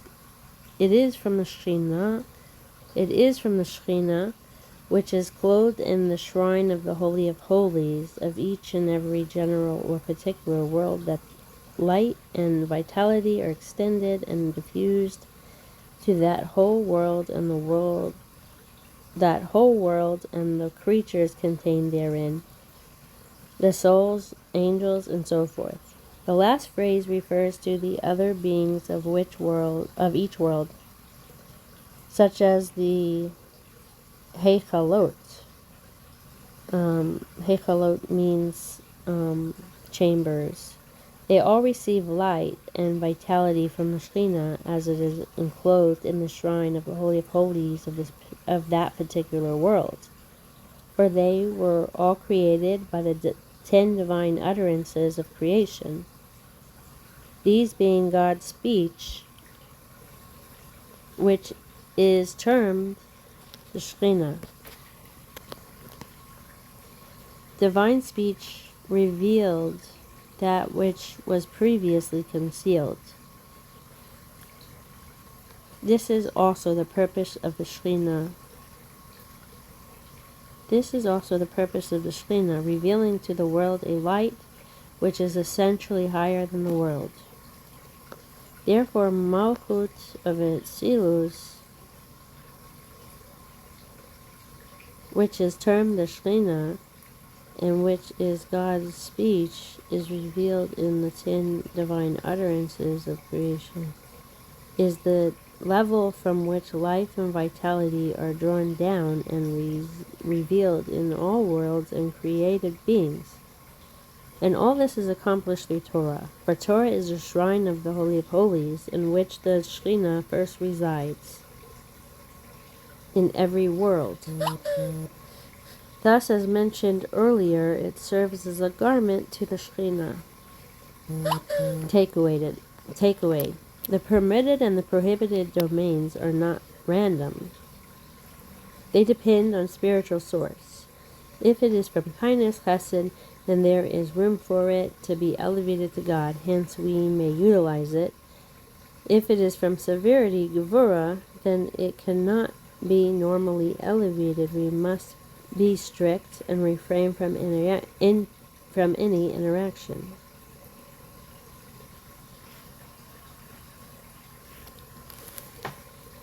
Chapter 53. Overview of Chapter 53. Previously it was explained that the Shekhinah is revealed in the worlds through the garment of Torah.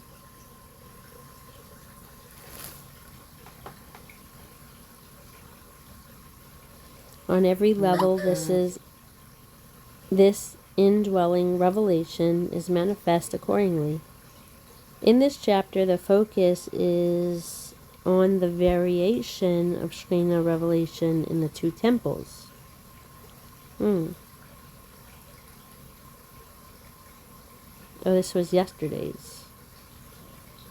In this chapter, the focus is on the variation of Shekhinah revelation in the two temples and how it is manifest today, when there is no temple, through action, mitzvahs.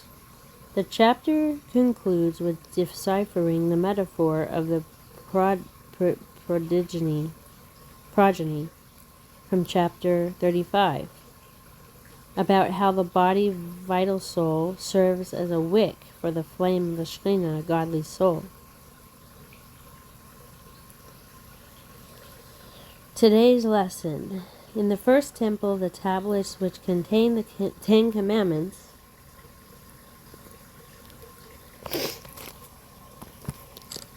were the resting place for the Shekhinah. This godly revelation bypassed the order of downward gradual evolution of the Samsum contraption, being manifest godliness.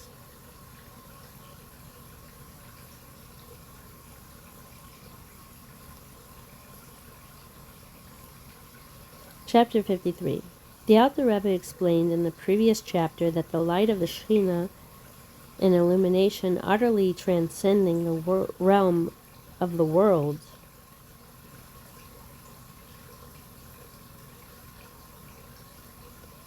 must have a garment which enables it to radiate there. The garment of the Shekhinah is Torah. In every world there is found the intelligence of that particular world, namely the spheros of Chachma, Bina, and Das of the world. They constitute the shrine of the Holy of Holies, in which the Shekhinah resides. After the levels of the Chabad in which resides the Shekhinah descend into the level of Malchus of the particular world, the creatures of that world are then created. By vesting itself in Malchus, however, the light of the Shekhinah is then able to descend into the shrine of the Holy of Holies of the next lower world. The Alter Rebbe explained this process as it applies to all worlds, down to and including the spiritual world of Asiya.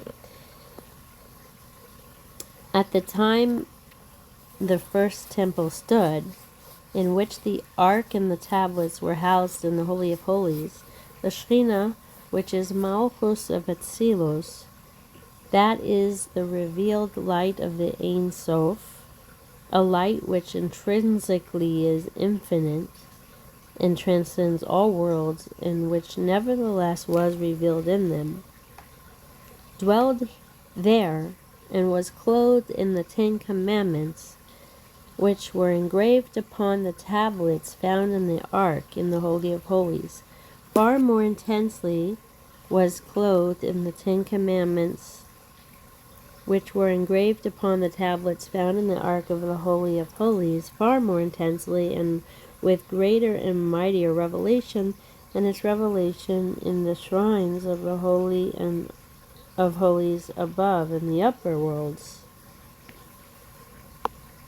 This refers to the worlds of Asiya and Yetzirah, for even in the world of Yetzirah, the Shekhinah illuminates only insofar as it was previously clothed itself in the shrine of the Holy of Holies of the world of Bria.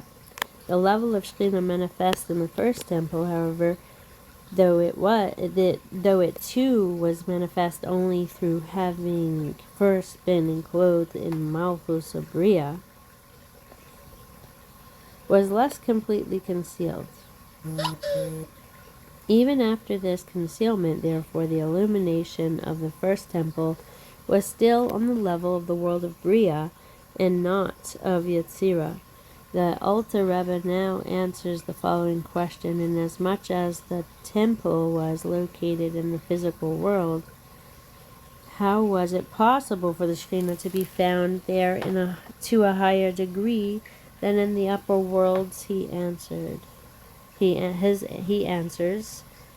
for the Ten Commandments are the all-embracing principles of the Torah, as explained in the Azhorot of Rav Sadia Gaon. The Ten Commandments incorporate all the 613 mitzvahs of the Torah, See also beginning of the Tanya, chapter 20.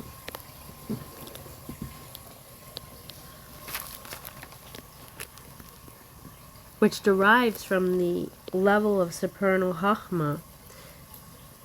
In example, Chachma of Atzilus, that is far higher than the world of manifestation. Excuse me. It is far higher than Malchus of Atzilus, which is called the world of manifestation, because it reveals the light of the Ein Sof to the worlds. As explained earlier, for this reason the Torah is able to act as a garment and does not become nullified in the light of the Shekhinah, which garbs itself in it, since its source is higher than the Shekhinah. However, in order for Torah to act as a concealing garment, it must descend lower than the level of the Shekhinah, thereby enabling the light of the Shekhinah to be received by created beings.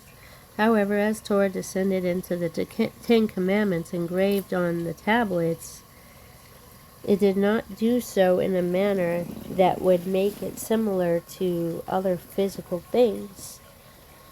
Rather, as will soon be explained, it remained on a level which is higher than the previous mentioned upper worlds. In order to engrave them on material tablets of stone, it, supernal Chachma, which is Torah, did not descend degree by degree parallel to the order of descent of the worlds, which descend by stages from a higher world to a lower world until it reaches this material world.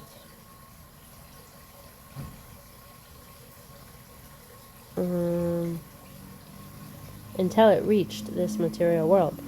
Generally, in order for a flow of divine light to arrive at this physical world, it must first descend from world to world, coming down through the worlds of Yetzirah and spiritual Asiya, both of which are higher than its ultimate destination, this world.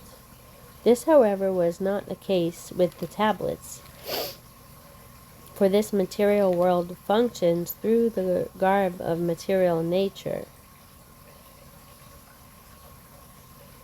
while the tablets are the work of God, a divine creation in which godliness, not nature, is revealed, and the writing of the writing of God, and the writing is the writing of God, writing in which godliness is perceived. Beyond the nature of this material world, which is derived from the radiation of the Shekhinah in the shrine of the Holy of Holies of Asiya, from which light and vitality issue to the world of Asiya, in which this physical world is also included. The ray of the Shekhinah, which is in the shrine of the Holy of Holies of Asiya, gives this physical world its vitality after being garbed in Malchus of Asiya, as explained earlier. This was not the case with the tablets, but the level of the supernal Chachma of Atzilus, consisting of the totality of the Torah, as it is encapsulated in the Ten Commandments, clothed itself in Malchus of Atzilus and of Bria alone, and did not clothe itself further in the lower worlds. And they alone, Chachma of Atzilus, as it is garbed in Malchus of Atzilus and Malchus of Bria, without further vestment, united as they are with the infinite light of the Ein Sof that is written within them, and referred to as the Shekhinah, which rested in the Holy of Holies of the first temple, through its being vested in the Ten Commandments, which were engraved by miraculous means in the tablets reposing in the ark. As the sages tell us, the letters Mem and Samach, circular letters hewn through the entire thickness of this stone stood in their place miraculously. Moreover, the 10 Commandments upon the tablets were the work of the living God, Elohim Chaim. This being, in terms of the Sfirot, Bina of Atzilus, which is known as the concealed world, which nests in the world of Bria, as is known to the students of Kabbalah.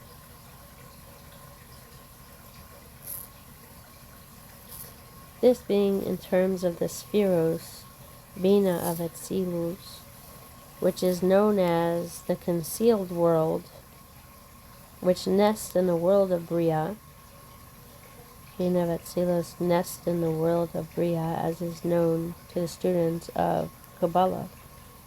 Those familiar with Kabbalah know that Bina of Atzilus radiates into the world of Bria, a world which still remains in the category of concealed world. In example, it is categorized as a world, but not a world whose independent being is revealed, in that the world of Bria is aware of how it is wholly dependent on God.